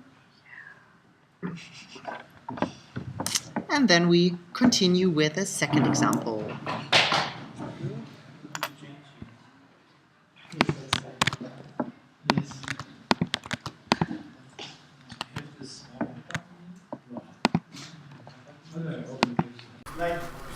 All right. Yeah, more like a. Oh yeah, that one. Yeah, that one. Not like a. That's like. You know. Yeah, no one. Alrighty. I will do the next steps first, and then we'll do them together. So, open up Illustrator, because we will need it again to prepare the second house. But that one will be much quicker than the other one. So, I have it over here. Now we do it together. No, just me. I open it up in Illustrator, I select it, and again, copy, paste it over to a new document that has the same size as my After Effects composition in the end. So I paste it in here and I scaled it up. By the way, a little trick. For some reason, many people don't know that. If you have, for instance, a little cube like this, and let's give this a border that I can see a bit better. When I scaled it up, there are two options. Either the size of the stroke scales with it, or it doesn't. Do you know that? Alright, good. So, no? So, if I scale this up, it can either look exactly the same, just larger, or I'm just scaling up the box, but not the stroke. Let me see what happens here. So I scale this up, and I can see that the size of the stroke did not change. So I just made this element larger. So when I have artwork where the stroke defines the style and I scale it up, suddenly all the strokes are much thinner. This setting is defined in the Scale tool. Even though I scale something via the Move tool, it has an effect. So when I hit S for the Scale tool, and I hit then Enter, I enter the options of the Scale tool. In here, I can see that Scale Corners and Scale Strokes and Effects is not enabled. So when I scale this element, it will not scale the stroke along with it. In some cases, you don't want it. Like here, for instance, if I want to change the size of this, I don't want the stroke to constantly change. I really just want to make the box bigger or larger. But when I have a bigger artwork, a combination of things where I do want to keep the general look and just have it larger, then you need to make sure that Scale Corners and Scale Effects and Strokes is in fact enabled. So when I now scale this, even with the Move tool, you can see it scales the stroke along with it.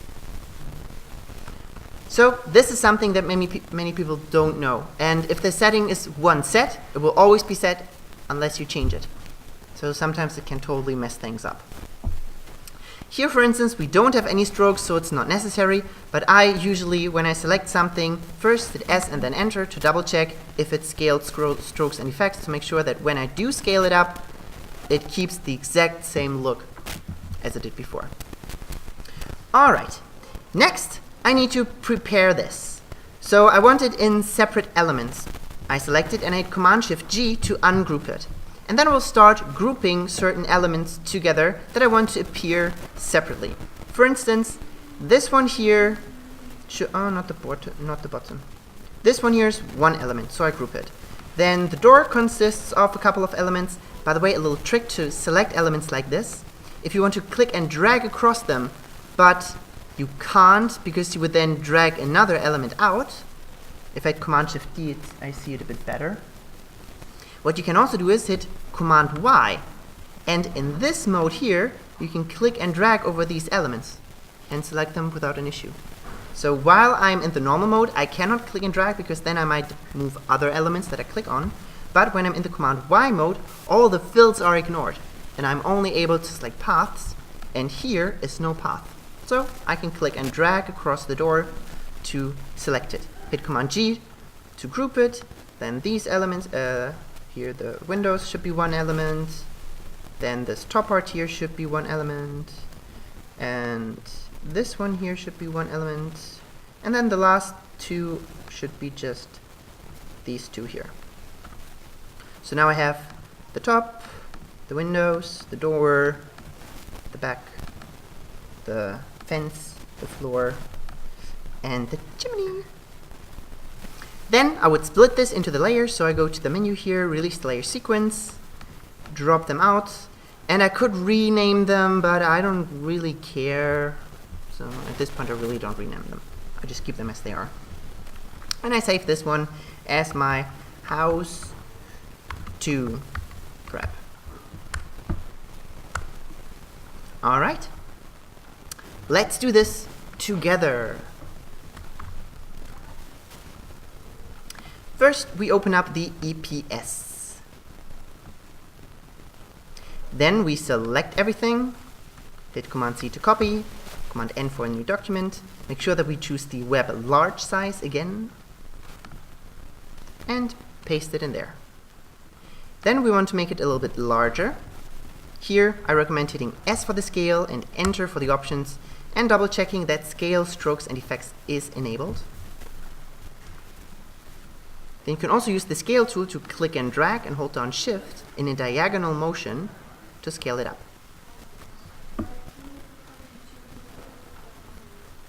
I hit S, then I click and drag and hold down Shift. And I move it in a diagonal motion, otherwise I stretch it only on one axis. But if I want it on the two axes, I need to do a diagonal movement. Otherwise, you can just use normal selection. Yeah, that works as well. But oftentimes, since I'm already in the scale tool, then I would need to switch back, find the corner, drag it from there, and I need to hold more shortcuts because I need to hold Alt to scale it from the center and Shift. And with the scale tool, it already scales from the center, so I only need to hold Shift. So that's the shorter solution in this scenario. So far, so good? I can give you the prepared file if you want. Alright, so here we now first need to ungroup this, because this is one group. So we hit Command-Shift-G. In the Layers panel, we can then just double check the layers that we see here. Command-Shift-G to ungroup.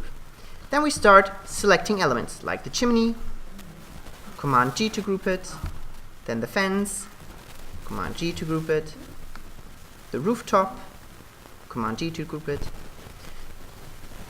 Now for the window and the door, it's a little bit more complicated since we have an element behind it. To see the element behind it a bit better, you can hit Command-Shift-D to show the transparency grid. So Command-Shift-D toggles the transparency grid. Command-Shift-D. Yeah. Command-Y. No, Command-Y is then to show this one here. And Command-Shift-D just toggles between the white background and the other one, so I can see the house here a bit better. By the way, a little trick here. In Illustrator, it's sometimes annoying that we either have a fairly bright pattern or a white background. You can actually change the color of the pattern. So it makes it easier to work with white illustrations, for instance. So what you can do is you can go to Edit or File. I think Document Setup. Document Setup. And here we have different grid colors that could be defined. So there's also a dark grid color that can be turned on. But that one gives me cancer. So what I usually do is I go to Document Setup and I choose the same two colors for my grid here. So here I would have in RGB 15%. So here I go to the grayscale slider and also give it 15%. Now I have a grid with two of the same colors, and now I have a constant colored grid in my background. Almost. I should have chosen both colors more specifically. But this is much nicer to work with if you know that you are creating a lot of white illustrations and over multiple scenes, then you don't always have to create a background for that one. It's just a bit annoying, I think. So this is just a little trick. Anyways, to select the door, again, Command-Y, and then you can just click and drag across the elements, group them, and here, click and drag, group it, and then these here. The house also consists of two elements. You can see it here. 1, 2. Group it. I will better thank you. But I don't understand why. Ungroup it, Command-Shift-G. Select the element first. Command-Shift-G. And now you can see everything is opened up. And now you can select the separate ones. Yeah. And now Command-G. Then we can select layer 1, click on the menu icon, and say Release to Layers Sequence. Select everything, drag it outside of layer 1, and delete layer 1. this border is the fence. No. That one I kept separately. Yeah.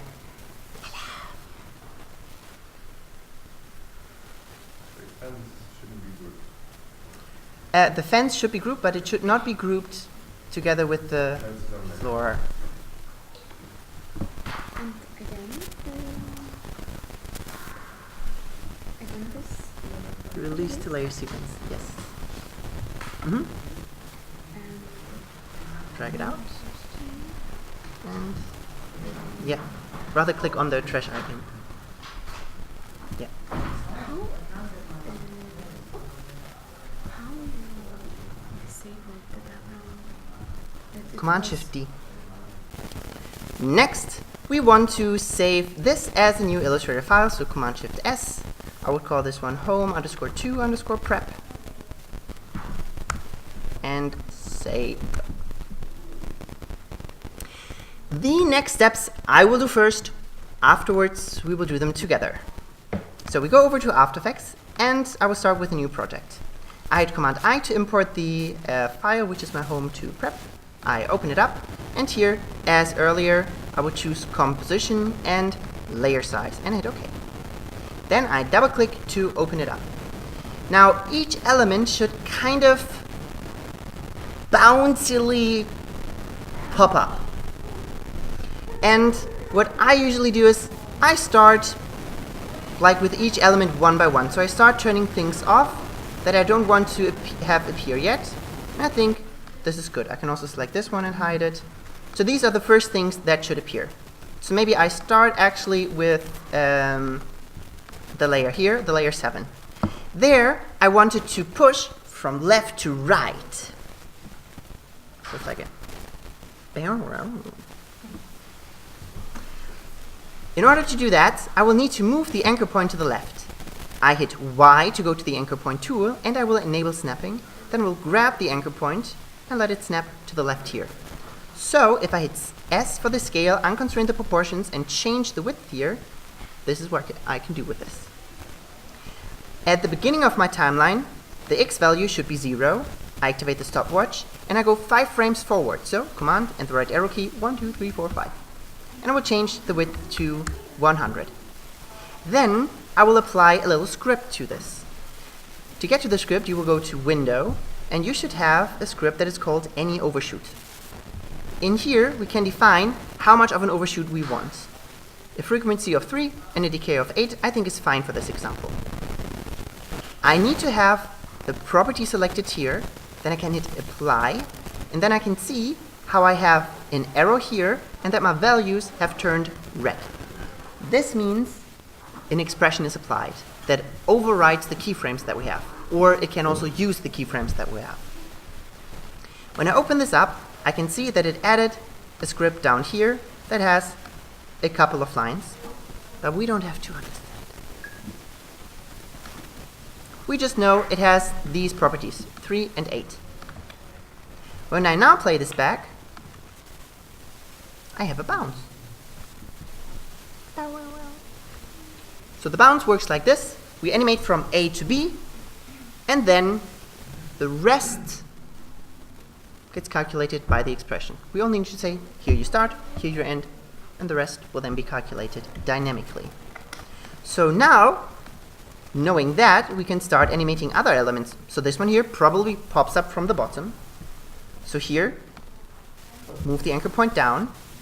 I hit S for the scale, maybe also animate the rotation. 1, 2, 3, 4, 5 frames I go forward, because this is my final stage. At the beginning, maybe I want this to be rotated to the side, so -90. And I scale it all the way down. I can select both properties and use the script again to apply to both of them. When I now play this back, I have it bounce in. It will look even more interesting if it bounces not synchronously. Synchronized. That one. So I move this by 1 or 2 frames, so just a very tiny offset here. So this is how it looked before, this is how it looks now. And now the bounce will look much more interesting. Before it was like one thing, and now it's like a whoa. So maybe Maybe I'll edit wow even more by offsetting it by 2 frames. Wow. So interesting. And then I just continue doing that. So let's get to this point here together. We hit Command I to import our Illustrator file, and we choose the house to prep. Then we hit open. Again, we choose composition and layer size. And we hit OK. Then we double click on the house to prep composition to open it up. And what I usually do is I start from nothing. So I really hide all the layers that I don't care about at the moment. So here I could hover over this one here to select it so I know, it's layer 7. So all the other layers I just hide. And then I start building my house in the way that I want it to appear. So in my case, it's layer 7 that I'm starting with. We want to move the anchor point to the left here. So we hit Y for the anchor point tool. And I don't know why. Otherwise, you can also click up here. Then make sure that snapping is enabled up at the top here. And you can drag the anchor point all the way to the left here.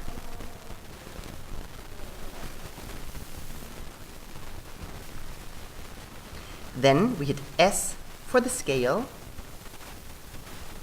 unconstrain the proportions, and we can animate it backwards just like I did earlier. So we first go 5 frames forward, hold down Command and the right arrow key, 1, 2, 3, 4, 5. Then we activate the stopwatch, go to the beginning of the timeline, and change the width to 0.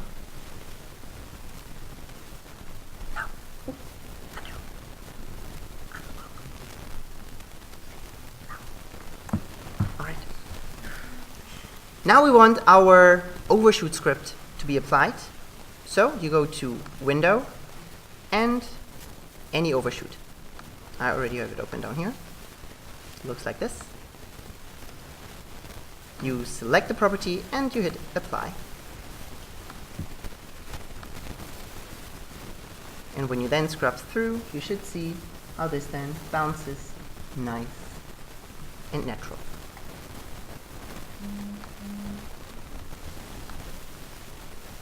So far so good? Alright, then let's do the fence, which should be the layer right above it. So layer 6. Here, also change the anchor point to the bottom. Then we hit S and Shift R to show the scale and the rotation. We again want to go 5 frames forward. For that, we can just move our slider and let it snap to the keyframe.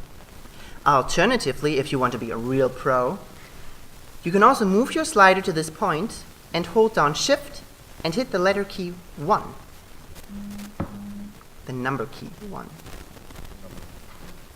Yeah, I just hit letter 1. Shift and number 1. So Shift and 1. And you will see how it creates a so-called marker with the number 1 in it. I could also go to a different point in my timeline, hold on Shift, and hit 2. Now the fancy thing about this is, first, we can this way remember parts. So even though I don't see the keyframes, I could mark them in the timeline. So I know here's something interesting. I can also jump between these markers. If I don't hold Shift and I just hit 1, I jump to 1. If I hit 2, I jump to 2. So when I know that I want a lot of times this distance from the beginning to frame 5, I could just mark frame 5 like this. And I can jump from the beginning, hitting 1 to here. Deleting markers is quite simple. You hold down Command and click on it. Alternatively, you can also right-click on it and say, delete this marker.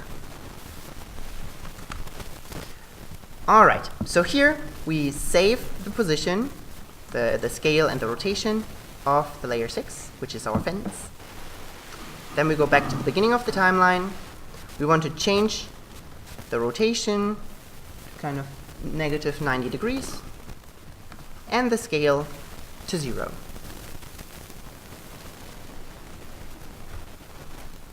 Nope, this time you can keep it. And rather type in 0, because you can go into negative. Then we want to select scale and rotation and apply the same script again.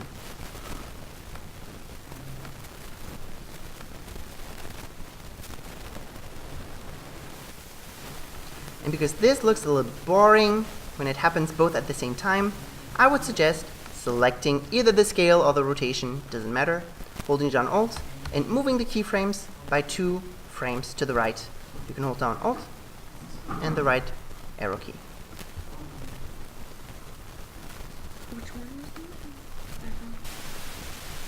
it? Alt and the right arrow key 2 times. Yeah, and 2 times.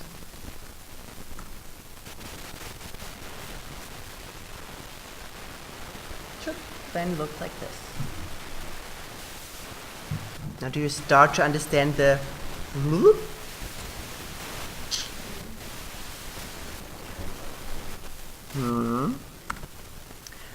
Alright. The next steps again I will do first. Afterwards we will do them together. For the next elements, what do we have? I think we have the main part here. There I think it should just grow from the bottom. So, just like with this element where it goes from left to right, I want this to go from bottom to top. So, I select it, I hold down, I hit Y, move the anchor point down, go to the beginning of the timeline, actually to 1, a marker here. Hit S for the scale, unconstrain the proportions, hit the stopwatch, go to the beginning of the timeline and change the Y scale to 0. And I go over, here and apply the same script.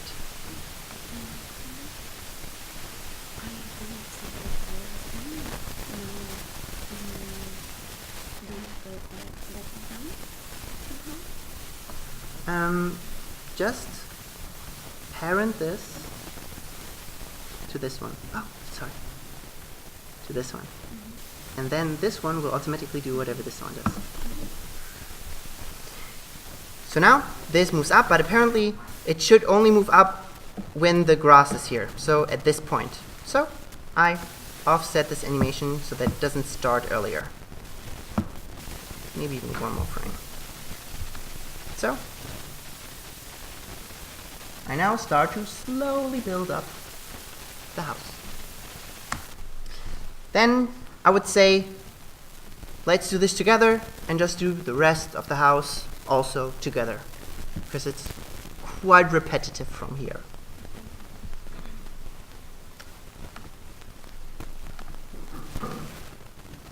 So we go to our marker 1, and this time I show the house layer.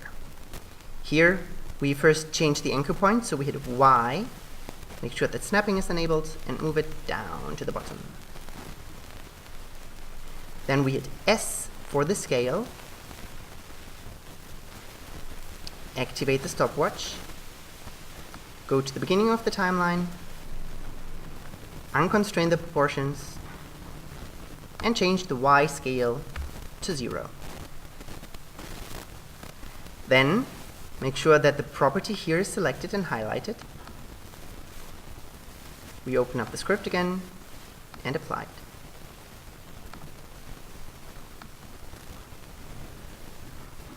Now obviously we don't want this to happen unless the grass is here, so we move through the timeline until the grass is completely visible. Here, by the way, if you are in the anchor point tool, you can see how this icon appears.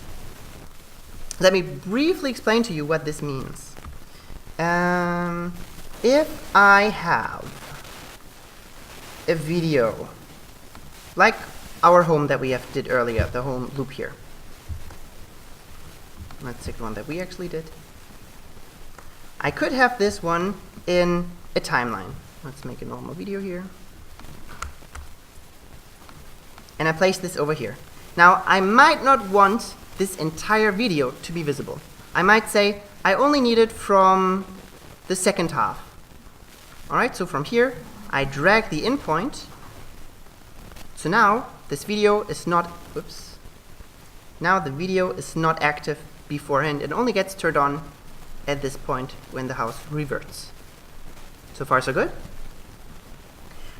What I can do is, I can keep both the in and the out point the way that they are, but move the content inside of it. So, if I'm in the anchor point tool, which I'm right now, I can now click and drag, and you can see how I'm moving the video within the area that I've defined where it should be active. There are very rare occasions where you will need this, but it exists. No. Did you ever feel like you need it? It's relatively Very specific cases. Yeah.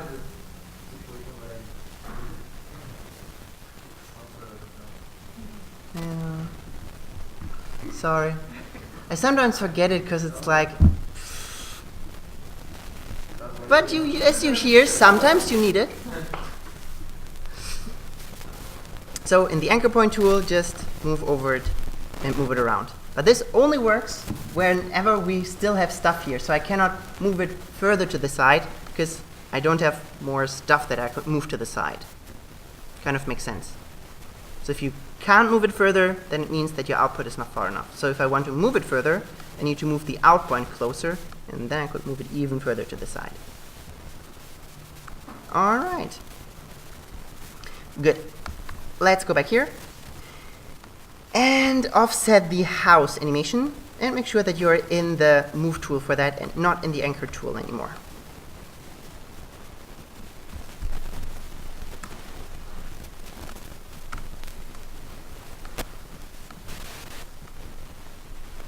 All right.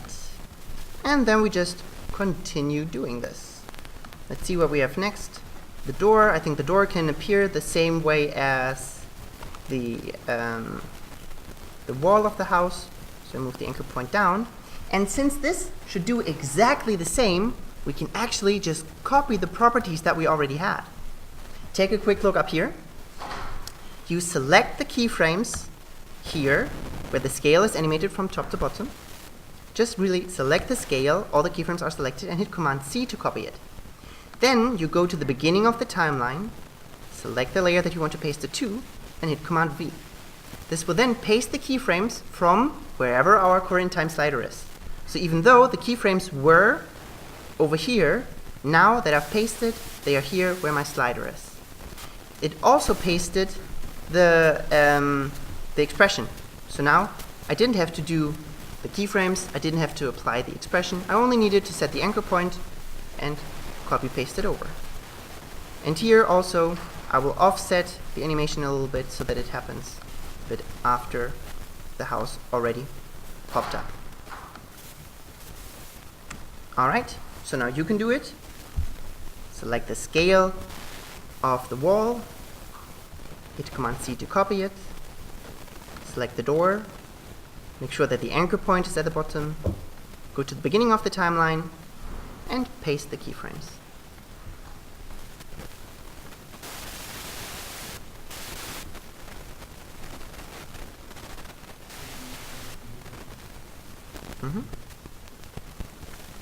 So on the door, the anchor point needs to be at the bottom. I have a problem with that. With the anchor point at the bottom. Because, yeah, but the U should work. Alright, let's continue. So, I have the door not animated yet. Let me just do this again. So paste it over and offset it so that it happens a little bit after, maybe one more frame, after the wall happens. So, like this. Next, we have the window. I think the window should just, maybe that just scales in on both axes. So fairly simple. No anchor point change, just the scale. So here, we hit S, and we can actually copy the scale animation from our fence. Because there we also have a scale on both axes. The anchor point is different, but the scale doesn't care. So we can take our layer 6, which is the fence, select the scale animation, scale property, hit Command C to copy, select the window, go to the beginning of the timeline, and hit Command V to paste. And then our window pops up. And I think that one can pop up just briefly after the door, maybe just one frame later.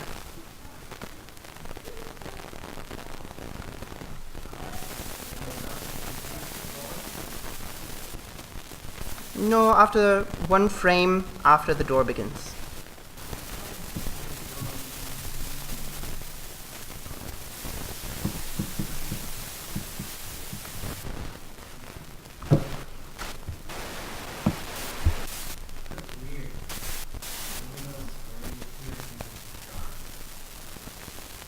No. After the door, not after... After the door's finished. No, after the door began. And here, in my case, it is. No, the door begins a little bit after the house. So the door begins 2 frames after the house, and then 1 more frame after it's the window.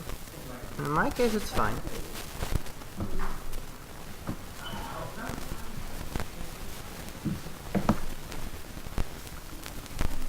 So far, so good?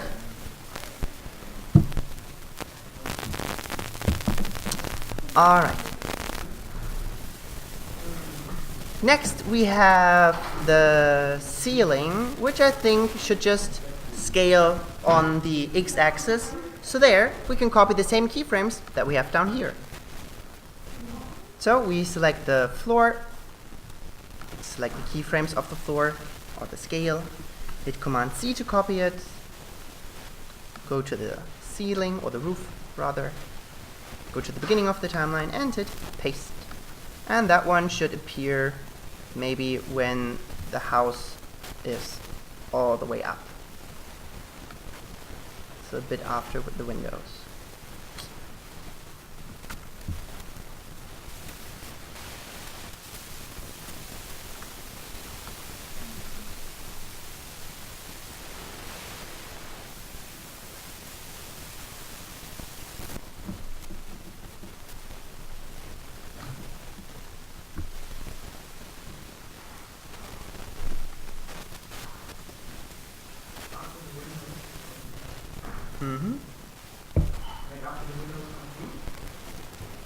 No. Just... yeah.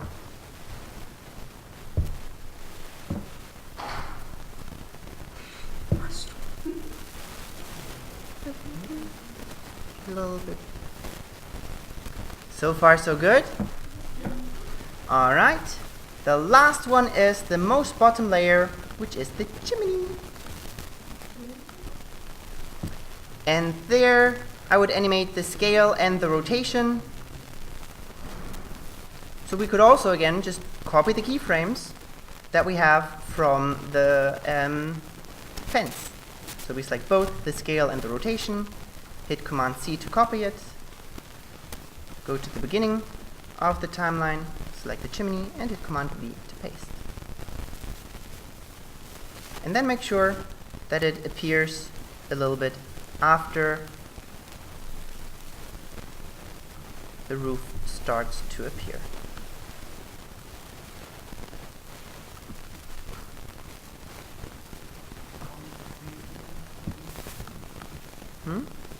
How many frames did I move it?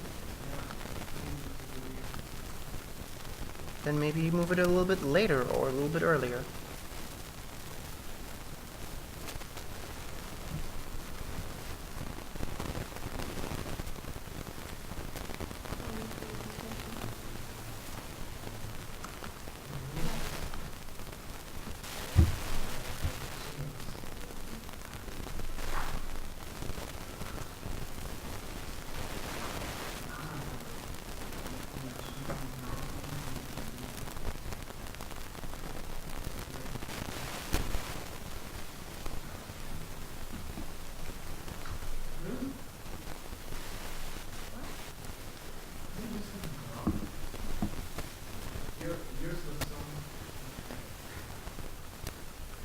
Let me take a look.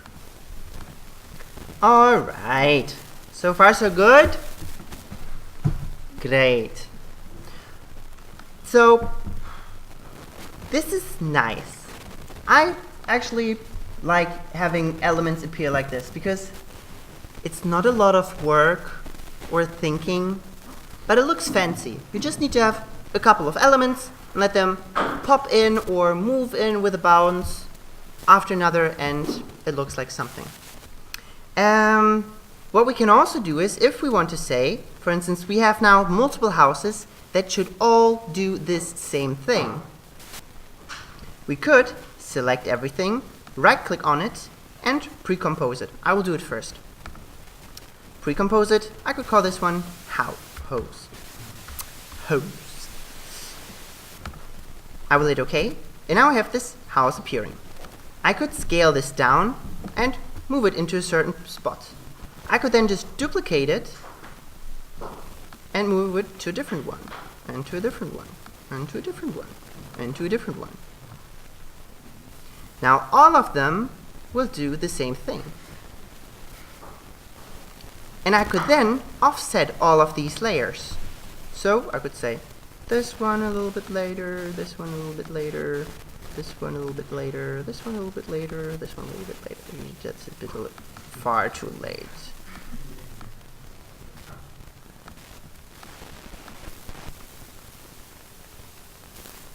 And then it's like, oh,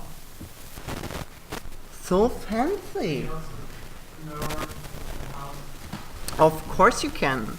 You can also say one house is a bit more smaller, the other house is like mirrored. Maybe one house, no, I can select the one underneath it, that was not too smart, let's keep it there. And this house could have a different hue and saturation. So here, this one is then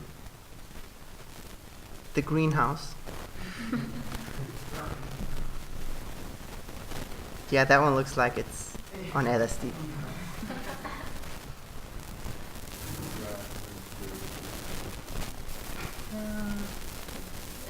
By the way, you could also change certain elements with an effect. Did I show you that already? The change color to.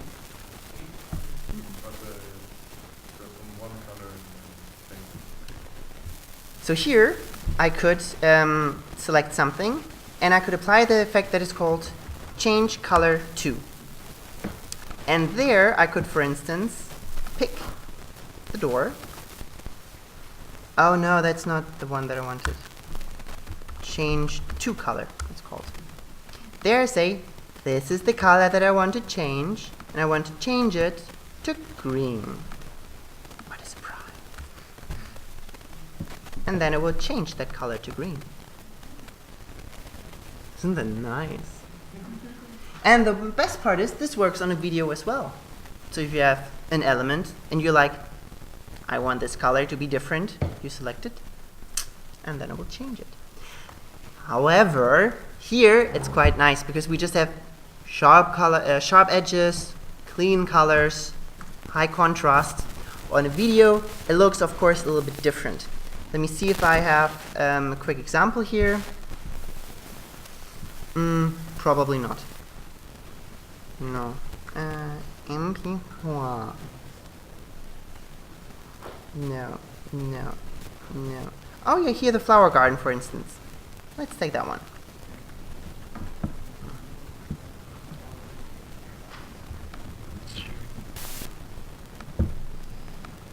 If I take the flower garden, I could then say I have all these red flowers here, right? I could then say change to color. Then I pick. And here it already starts. Which color do I pick? The bright one or the dark one? Let's take the dark one. And then I say that I want to change this maybe to blue.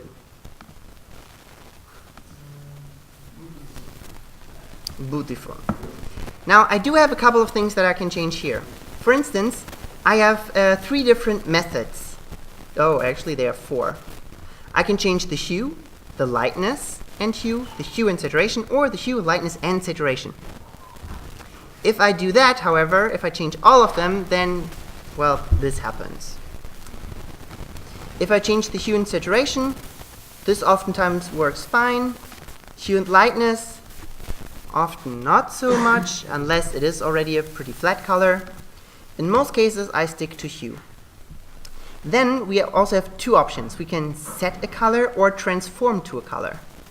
Here, if we set it to hue, lightness, and saturation, and instead of setting it to color, we transform it to the color, it looks quite a bit better than it was before. So if this is kind of like the general setting, which works fine, but if you also want to make sure that the color changes in the brightness, so if I now want to have a bright blue, I can see that this has no effect on it, because I'm only changing the hue. But if I do want to change the lightness as well, you need to make sure that you say that you want to transform the color as well. So here, as I change this to a darker color, it will then also change there to a darker or a brighter one. Then I have an option for the mask. So I can say how tolerant the selection of this mask should be based on the hue. So here, the more I drag it, the more I select it. The same applies to the brightness and to the saturation. And a little bit of the difference it does make. So here, when I now zoom out, I can see that all the red flowers are now blue. And my computer froze a little bit. Come on. This is before, and this is after. And now it also cleaned up this one here. Yay. So, it's nice to know that it's there. Sometimes it can be a nice addition. However, I don't recommend to change colors too drastically. If you change it just a little bit, then this is super, super nice. If you change it a lot, then obviously we will have some masking issues here. But that kind of makes sense. But it's pretty cool that this is done so fairly easily. So here, I could then also add another change to color and say that this time I'm selecting, the roof. I could make it maybe pink. And then I have a different house that has the same animation without having to animate it again. Alright. Now just for practice, I would say we do this here now together. And then we will figure something out for the rest of the class.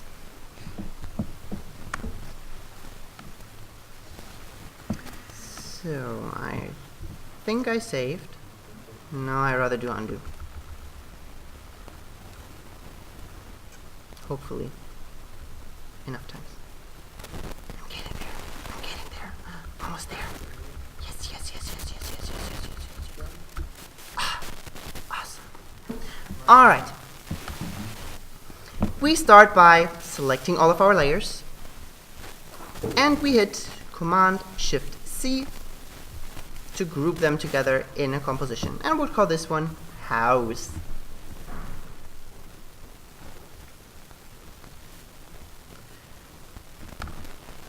Then we hit OK. Then we can start scaling it down. When you hold down Shift, it constrains the proportions. And we can move it to different places. Change the scale. Don't bother flipping it. I will show you in a bit a different way of flipping this.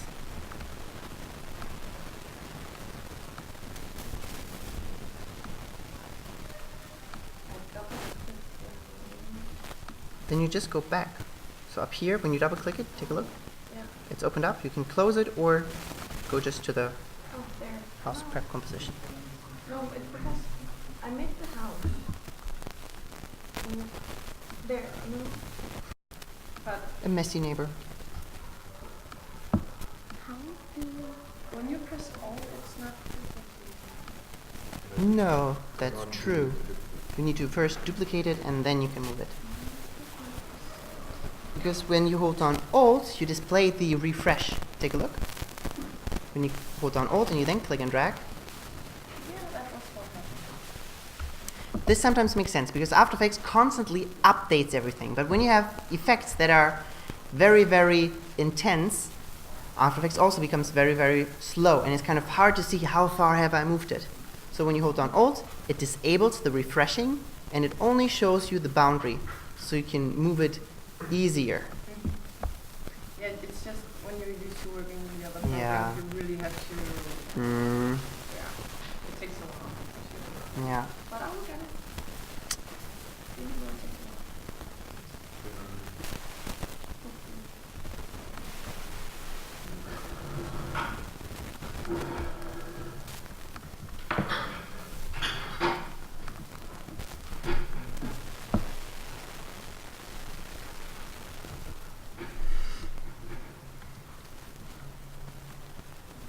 You could then also select multiple ones, like this, and duplicate it, and just take this entire group and move it then over there. It maybe turn off snapping because it's a bit annoying at this stage. It's so many layers.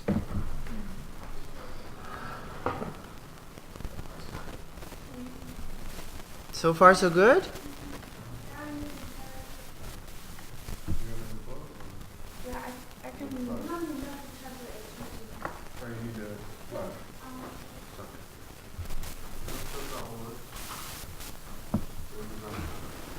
Otherwise, my chart is here. And then you can see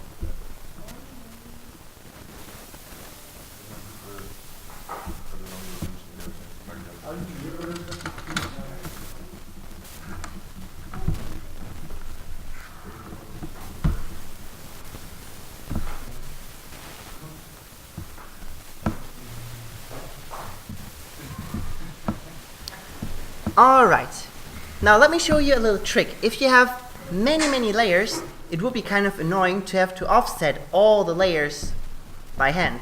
So earlier I was like pushing these over, but when you have maybe 20 layers like this, then it takes quite a while and you don't want to do that.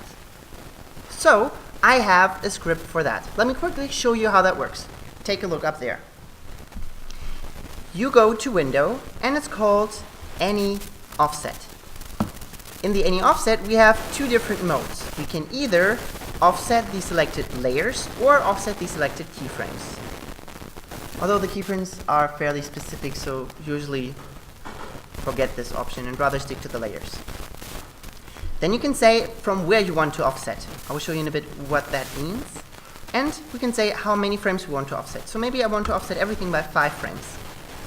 So what I will do is I will select my layers.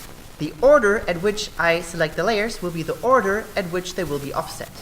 So if I, for instance, click the first one, hold down Shift and select the last one, and then I apply it, they will be offset from top to bottom. The nice thing is that the script always updates it. So if I now say 0, for instance, it would reset it. So it doesn't add more offsets, it starts over with the offset from wherever the first layer is. So this is what this means, first selected. So depending which layer I have selected first, this will be the master. From there on, the offsets will be calculated. If I, however, want that everything should be offsetted from here, I can also say that I want to offset from the current time indicator. So if I now set this to 5 and hit apply, everything will start offsetting from over here. So this way you could also align elements. So when everything is kind of messed up and you're like, I wish everything was kind of like at the same spot, you move the slider to the beginning of the timeline, select everything, set this to 0, hit apply, and everything is aligned. Now, if I want everything to be offset kind of randomly, I just select everything randomly. And when I then apply the offset of 5, those layers will be offset quite randomly based on the order that I have selected them.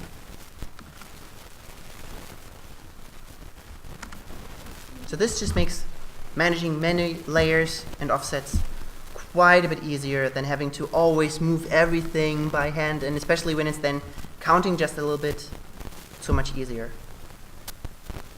Let's do that real quick together.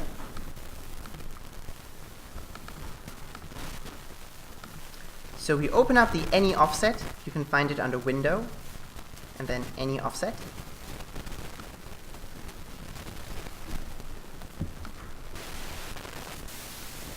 There, we probably want to rather have it pop up from left to right, so we get this feeling of a street, although you can do whatever you want. So I start at the bottom, I select it, hold down Shift, and then I select the most top layer, which is the layer that I have on the most right. In the any offsets, I make sure that layers is selected, first selected is chosen, and as the amount, maybe 4 frames. And then I hit apply.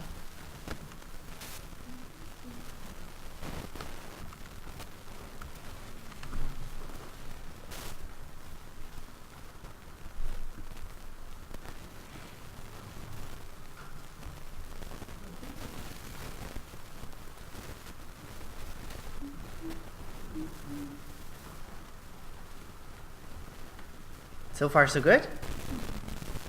Now, let me quickly show you a different way of flipping a layer. Because when we have placed it, as you might remember, the scaling proportionally doesn't work too well anymore. We can still click and drag on the values to change them, but when we click on the points on the corners, it will just flip back to where it was before. So, another way of flipping a layer, or transforming a layer, is to using the transform effect. So if I want this layer, for instance, flipped, what I do is I hit Control Tab, look for the transform, and in here I have a lot of the properties that I already know. Here I say that I don't want a uniform scale, and I want to change the width to -100. This is an effect that is applied, so it has nothing to do with my original scale. So here I can now scale it, and it doesn't give me any issues. Another nice thing about this is it has one more property that the transform does not have. So we can see we have anchor point position, scale, rotation, opacity, so all the things that we know.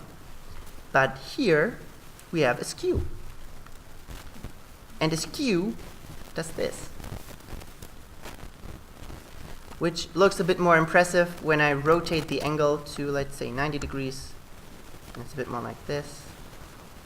And when I then change the anchor point of this, so here I would open up both the anchor point and the position and change it down. Oh, this almost worked. Down here, same value. And I now switch it. Oh no, why didn't it change that much? Well, like this. This kind of effect. I've sometimes used that to animate skies. So we have like this. Anyway. Alright, let's just choose a layer and apply the transform effect just for testing purposes. So we select the layer, Control Tab, and we look for the transform effect. In there, we disable the uniform scale option and change the scale width to -100. And then we have our element flipped over.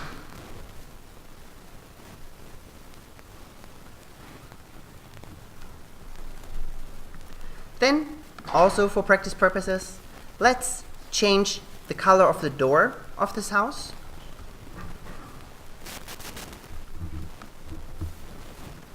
So we hit Control Tab, and we look for the change to color effect. Then select the door and change it to a different color.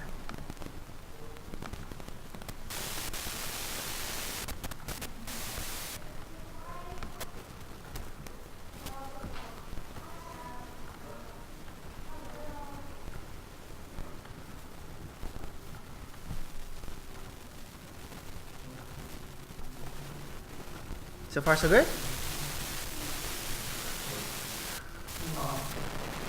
And choose black. Hmm? Why is it black? Oh, because we are only changing, if you choose black, but we're only changing the hue, it defaults to a red hue. So here you need to make sure that you're changing also hue, lightness, and saturation. And then make sure that you transform the color too. And then maybe not completely black, but something a little bit brighter. Like this. All right. Are there any questions for the things that we did today?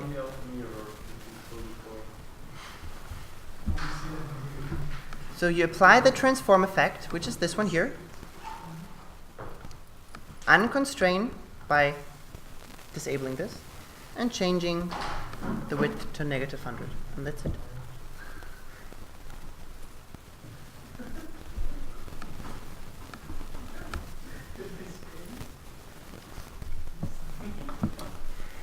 All right. Yeah? You remember the board you showed us for like the last one we did? Yeah, freeze, sale, gifts. Yeah. Remember you told us you will give us an effect of the freeze kind of. Yeah. Yeah.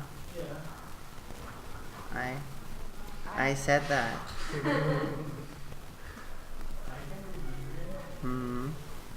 I can show you. I have a question about this before we because if I take a house and change the color of the roof, and then I want to change the color of the door in the same house. Just add another effect.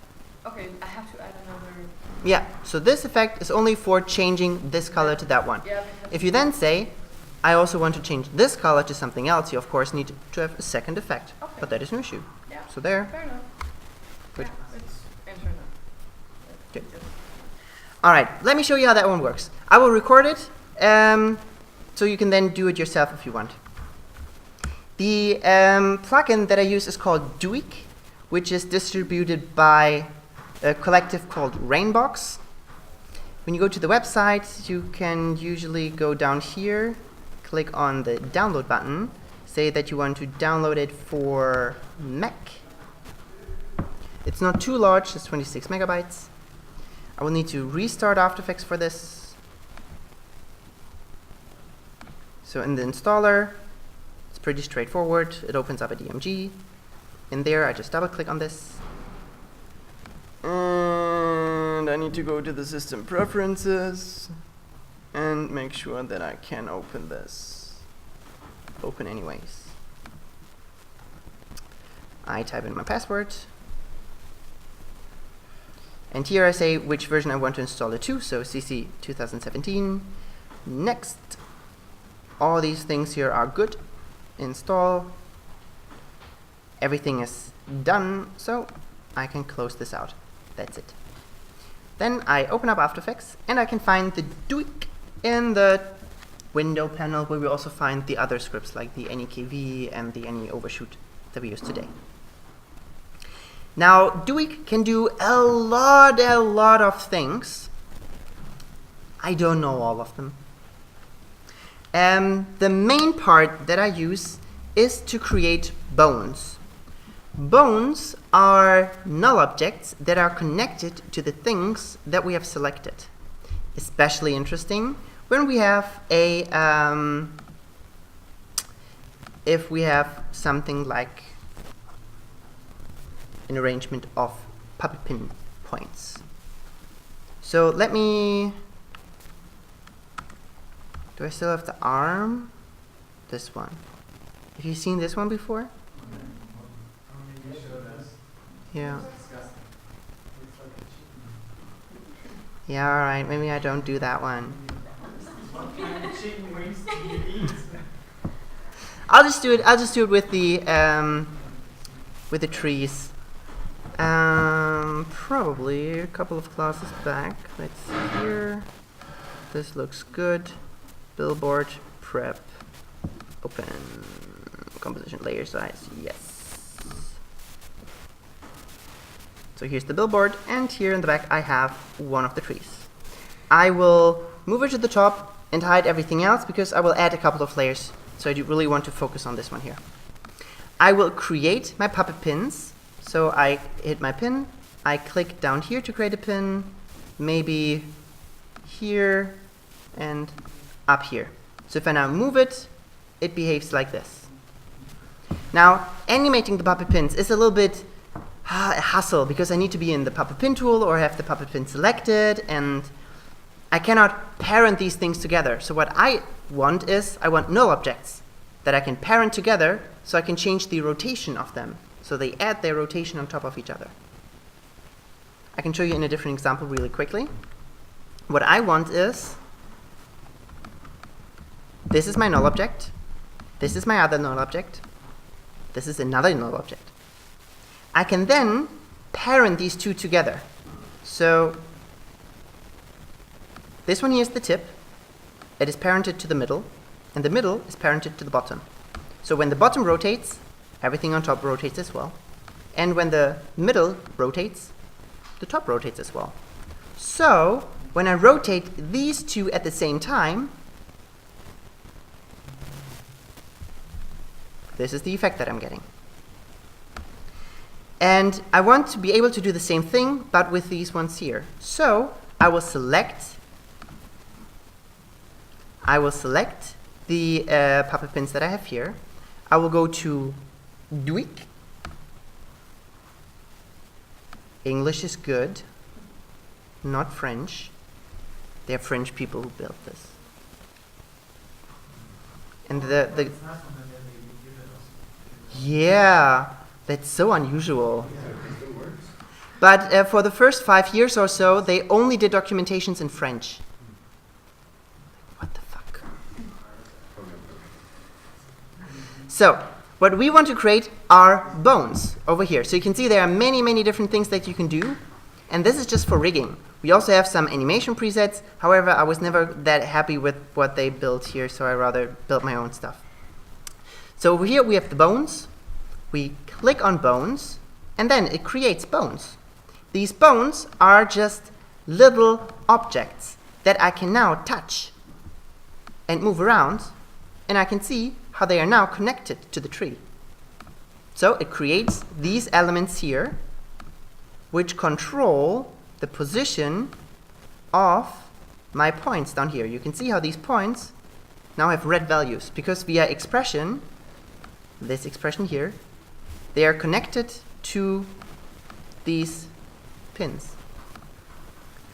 And then I can just connect them together like I showed you earlier. So the top gets parented to the middle gets parented to the bottom. Then I can rotate both of them. So I guess they start over here, and then 50 frames later it goes to a positive 10. And then I can just loop this. So here, maybe I apply my default easing, then I can go to any loop, and I want this to go ping pong. So I say loop out should be ping pong, and I apply it. And then I just offset them a little bit. So the tip should do everything a little bit later, I guess. So I move it a little bit to the right.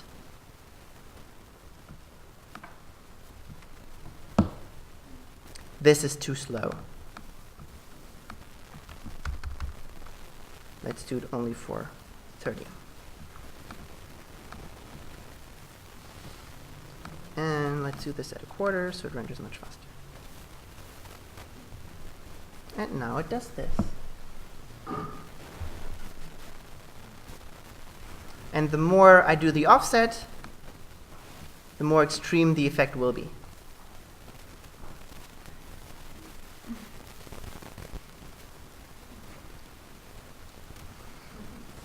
All right. Another question?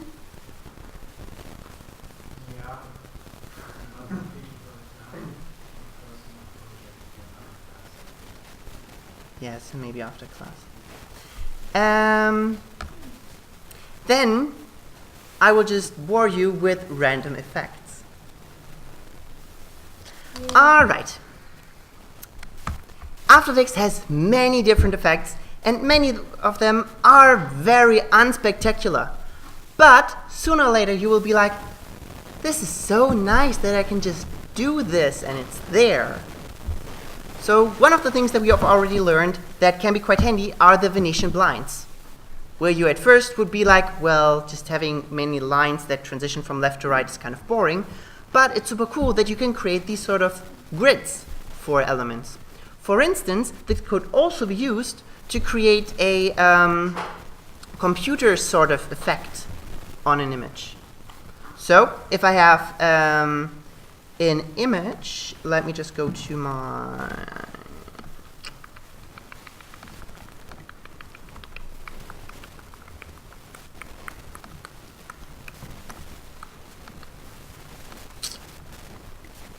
let's take this one here. And let's say I want to make this look a little bit like a computerish sort of screeny thing. We usually see these horizontal or vertical lines. So I would create a solid, make it comp size, make it white. Create another solid, make it comp size, make it black. Apply the Venetian blinds, set it to 50%, adjust the width of it, maybe 10. Group both of them together. Let's call it Cancer. And then we set this, for instance, to soft light. And then we have our screeny sort of feeling. Wasn't that simple?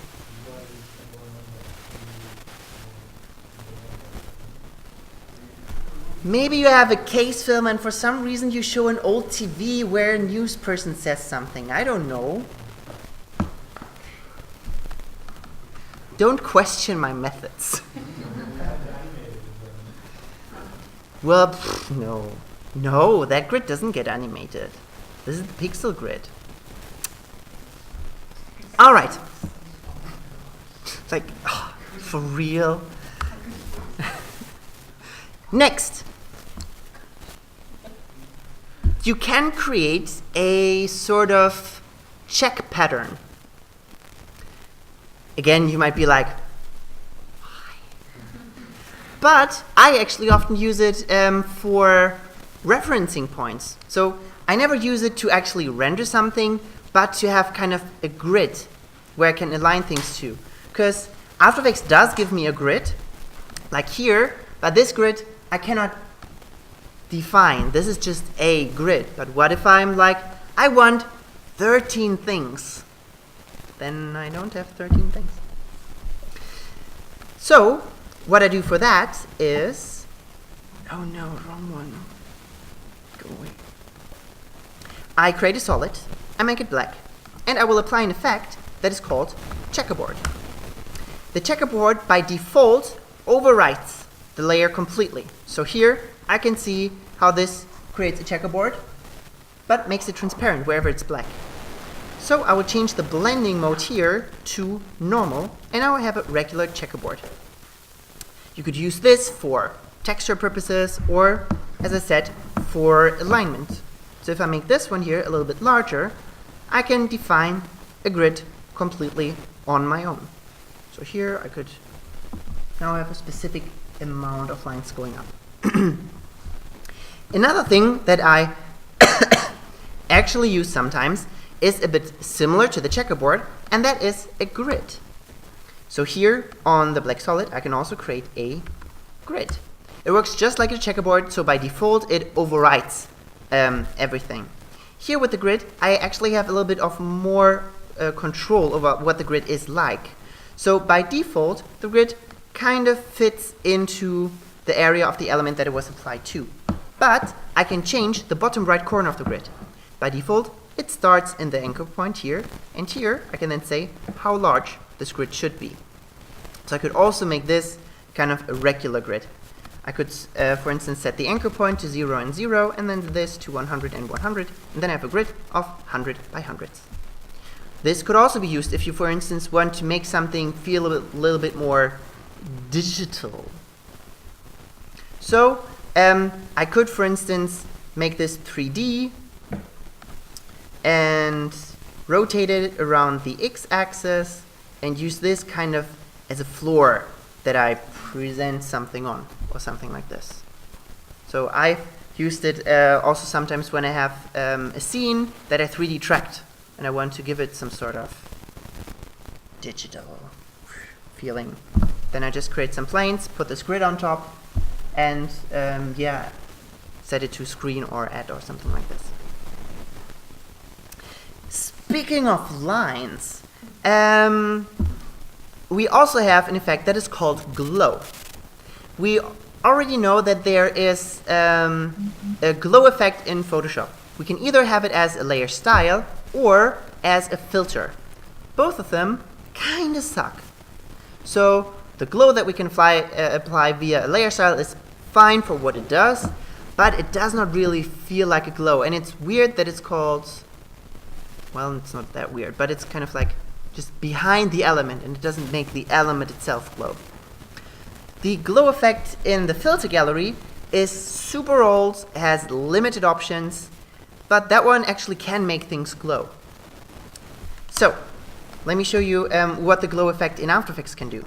So I apply a new adjustment layer and hit Command Tab, and I apply the glow effect. In here, immediately, I can see how it starts glowing certain areas. These areas are defined by one thing, which is the glow threshold. Here I define how bright something is allowed to be considered a glowing part. The next setting defines how blurry the glow should be. So if it's more dreamy or more direct. And the last option defines how intense the glow is. If it's only just a little bit. So if we only do it a little bit, it can also be a nice touch to give your image a bit more of an ambient feeling. So here, if we see, this looks kind of flat and sharp. It looks cool. Nothing against that. But this can just lighten it up a little bit. I also really like adding a little bit of a glow onto my 3D renderings. Because 3D renderings are often super, super sharp. But in reality, we always have a little bit of dust, a little bit of fog around the place. Even though we don't really necessarily see it directly. But in 3D, we don't have that at all. So it's always 100% sharp, 100% clear. So I really like adding a little bit of glow to it. Will just make it feel a bit more natural and integrated with the things that are around it. The glow also has a couple of more settings like A to B colors, but to be honest, I never got anything interesting out of it. So it's nice to have these options, but I just felt like, nah, didn't give me anything. So I just stick to the 3 settings up here. Next, did I talk about the page turn effect? No. The page turn effect, also a little bit cheap, but when used correctly, it can be actually not too bad. For instance, do I have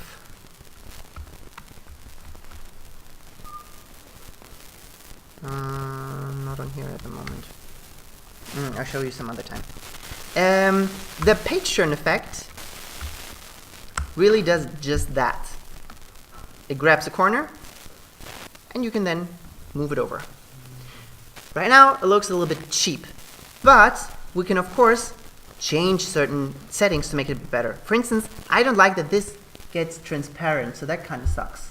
So here, I would say back opacity 100%. This is already better. I can also say that I want a different back page, or no back page at all. So we'll take whatever color is chosen here. So maybe that is a little bit better. Next, I will change the fold radius quite a bit. So now it feels a bit more like, oh, alright, so there's actually forming something. And then we have this weird shiny glow on top, which I try to not have, so I often just rotate it out, or just have it very subtle on there. I don't like it to be too strong. Alright, and this way we could then animate a page kind of going from here, moving away. You could also have a completely different image on the other side. So I could, for instance, have this kind of small, and I could have a different image loaded in here, like the Bahamas. They don't need to be visible, and in this effect, I can tell it to use as the back page the Bahamas. So when I now turn from here to there, I have that other image. Of course, with a video it works the same way. It doesn't care if it's an image or if it's a video. So that works too. So in After Effects, everything always works. Doesn't matter if it's a video or an image. Except for if it's in video with alpha and you use the puppet pin. That doesn't work. But of course not. So at first it feels like, well, just having a corner moving it to the side is not so special. But when you play around with it and change a couple of settings, it doesn't look too shabby actually. So if you have like a paper that should kind of like fall from the top and place itself somewhere, that can be kind of cool. All right. Next, I think I did not talk about Lumetri, did I? Only a little bit. So, did I not? I'm not sure.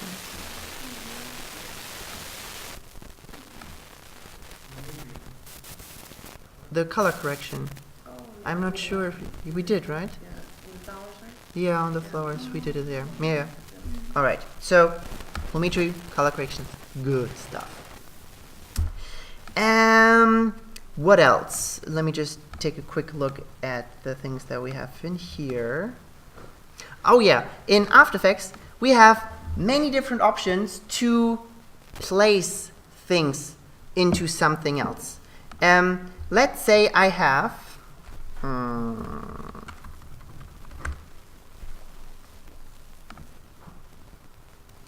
something like this.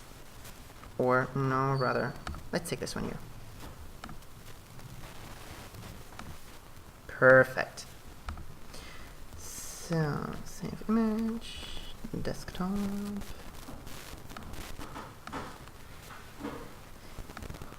In a moment you will be blown away. Or maybe not. So, let's say I have a new composition. Let's say this is here my video. And I want to place something right in here, which of course also works with a video. It doesn't matter if it's a still image or a video. I could take my image over here, and I can then use different things. First, I usually scale it to roughly give it already the size that it should have. So something like this. And then I want to grab each corner and place it to where it's supposed to be. Option number 1. The default option is the corner pin. With a corner pin, I really just have corners that I can place. So, much like the transform in Photoshop when you hold on Command. Next, we have the power pin. The power pin also has these corners, but it gives us additional guides, these yellow ones, to show us where the perspective is going, which can help us align it with other elements that are further back.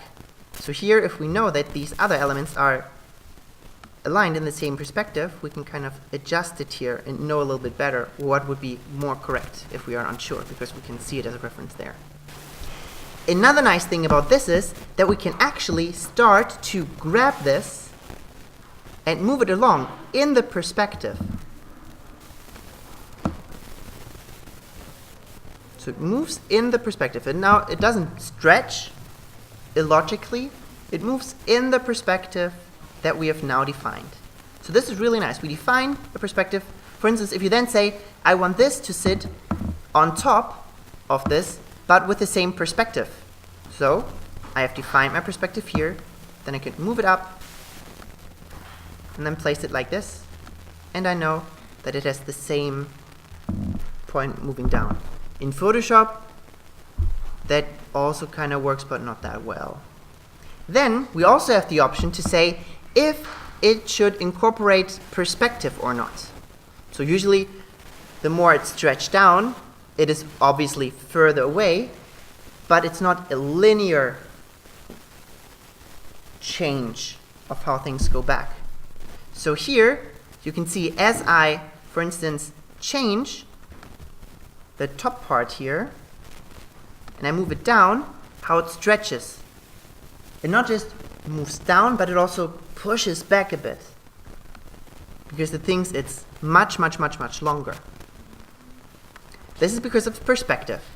If we don't want that, we can turn off the perspective and now it will just stretch in 2D. Photoshop does not have this option. Photoshop always stretches in the perspective. But in some cases you might not want that. So this is cool to have the option. Then we have the expansion. After we have defined where something should sit, we can expand it even further. So here we could say maybe I want to give this a little bit of space to all the sides. This will later on be interesting when we do trackings with the phone, because we will get corner pins exactly where the corners of the phone is, but oftentimes we want it to be just a little bit larger to stay within a mask, for instance. So we have these corners, but even though these corners are animated, we can increase the effect a little bit outside of it. Now for the most powerful function of them all. Still the power pin. I duplicate this layer. I will turn it off. And I will grab the corners there. By the way, you can also shoot corners. So here I could say this is the top right, which I want to have over there.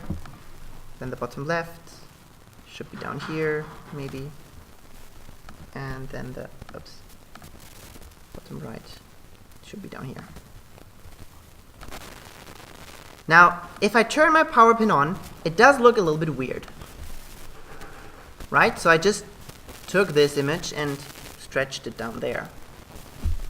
But I can hit unstretch. And then it's unstretched. And then I can add another power pin.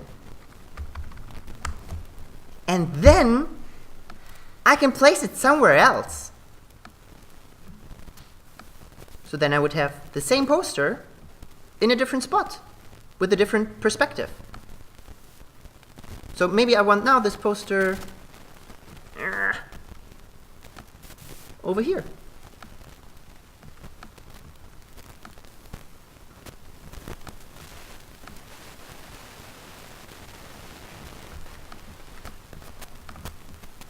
Isn't that awesome? Don't you wish you had that in Photoshop? Yeah. In Photoshop you can kind of do it, but not as procedural as this. So not as comfortable, but you can do the same thing. Yeah. Yeah, this seems a lot easier. Yeah, in Photoshop you would need to do the perspective crop thing. Yeah, and the nice thing is that After Effects always uses the original pixels. With the perspective crop, you never know how it stretches, what it does, if it makes it smaller or larger. And here we know it will stretch it to the size of our composition. We know exactly what we're getting. So, awesome stuff. 5 minutes. No, I think we're done.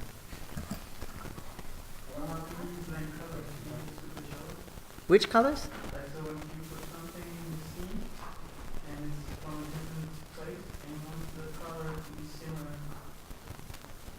Do the same thing you would do in Photoshop. In Photoshop, I would use like hue and saturation. Exactly. Here we pretty much have to do the same thing. So we don't have an option to say, match this color to something else. Mm-hmm. Where can I get vertical? Particular. Yeah, yeah. I could bring it on Monday. Because I want to try like maybe it would help me do something. Mm-hmm. Yeah, particular is pretty cool. I'll bring it on Monday. Let me write a reminder. Sure. It's for our another class. We want to here. We want to mask it somehow, so we don't have the background, but that's just this circle. This circle appears. So you want the ending, but We want the blue circle, not the not background. that stuff there. Maybe we want to add our own background.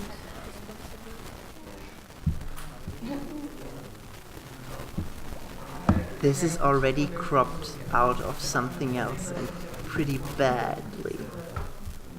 As you can see. Maybe it's easier to make a new one by ourselves. No, I would say it is a little bit of a tedious task, but it's fairly simple since it's just a circle object.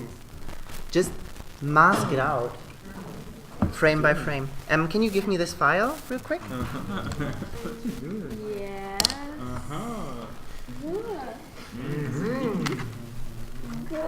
Just the Premiere one, right? No, just this one. This one. How is your right click? There we go. Reveal and finder. Is it selected? It was. I'm not sure. don't Wait, know. wait, wait, The wait. name is Lufthansa Oh. New Online. Or you.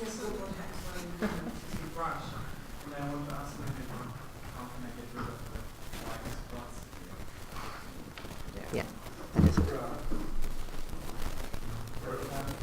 Is it possible to write your mail sometime? Sure. Because Well, I'm not I sure think if you are able to write emails, but I am. I usually receive them when people send them. Because I will have a lot of questions tomorrow, I think. I'm not sure if I will answer them tomorrow, but I will try. They don't. It's fine if you don't, but we're starting something tomorrow. And All right. We already did try to start it, but Send it over, and I'll see when I get the chance. So, here we have the Lufthansa thing. Delete that. Oops. Don't say. So here, take a look. Yep. We have our ending back here, and we crop it in the composition already. So, when does it appear? Gosh, there. Alright, the fade we don't care about. This kind of is the place we want to start. Oops. Beginning and then kind of to the end. Right click, trim to from work area. Now this is a little bit stupid, but create a new layer. I usually set it to 50% or something. Maybe also give this a color that is clearly different than the rest. Somehow it's green. Then you double click to create a circle, and you adjust the size of the circle. When you double click on the mask, you can hold down Command, and that will scale from the center. And it's not in the center, so don't care about that. So here you match it, that it sits right on top here. So essentially we are now creating a mask for this. Now for now, it's not moving, but here it starts to zoom out. So here we figure out when it starts leaving, so here, this is the first frame. Then you go to the mask and animate it. So you activate the stopwatch for the mask path, go maybe 10 frames forward, or no, let's rather, it first zooms in a bit, here it zooms out, up to here. So we double click and we adjust the size of the mask. And then we go forward, maybe 1, 2, 3, 4, 5.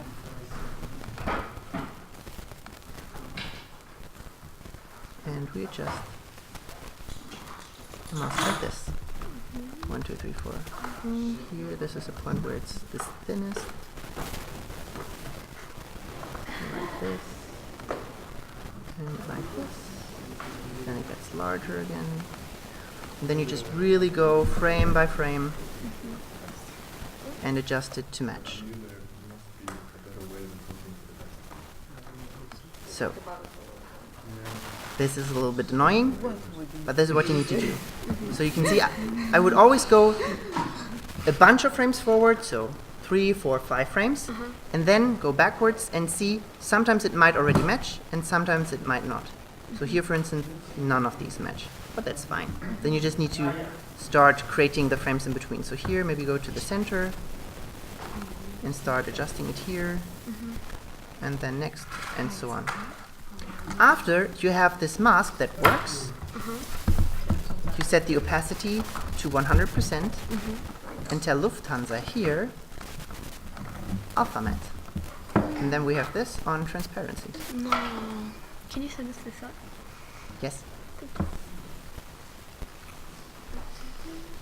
Alright.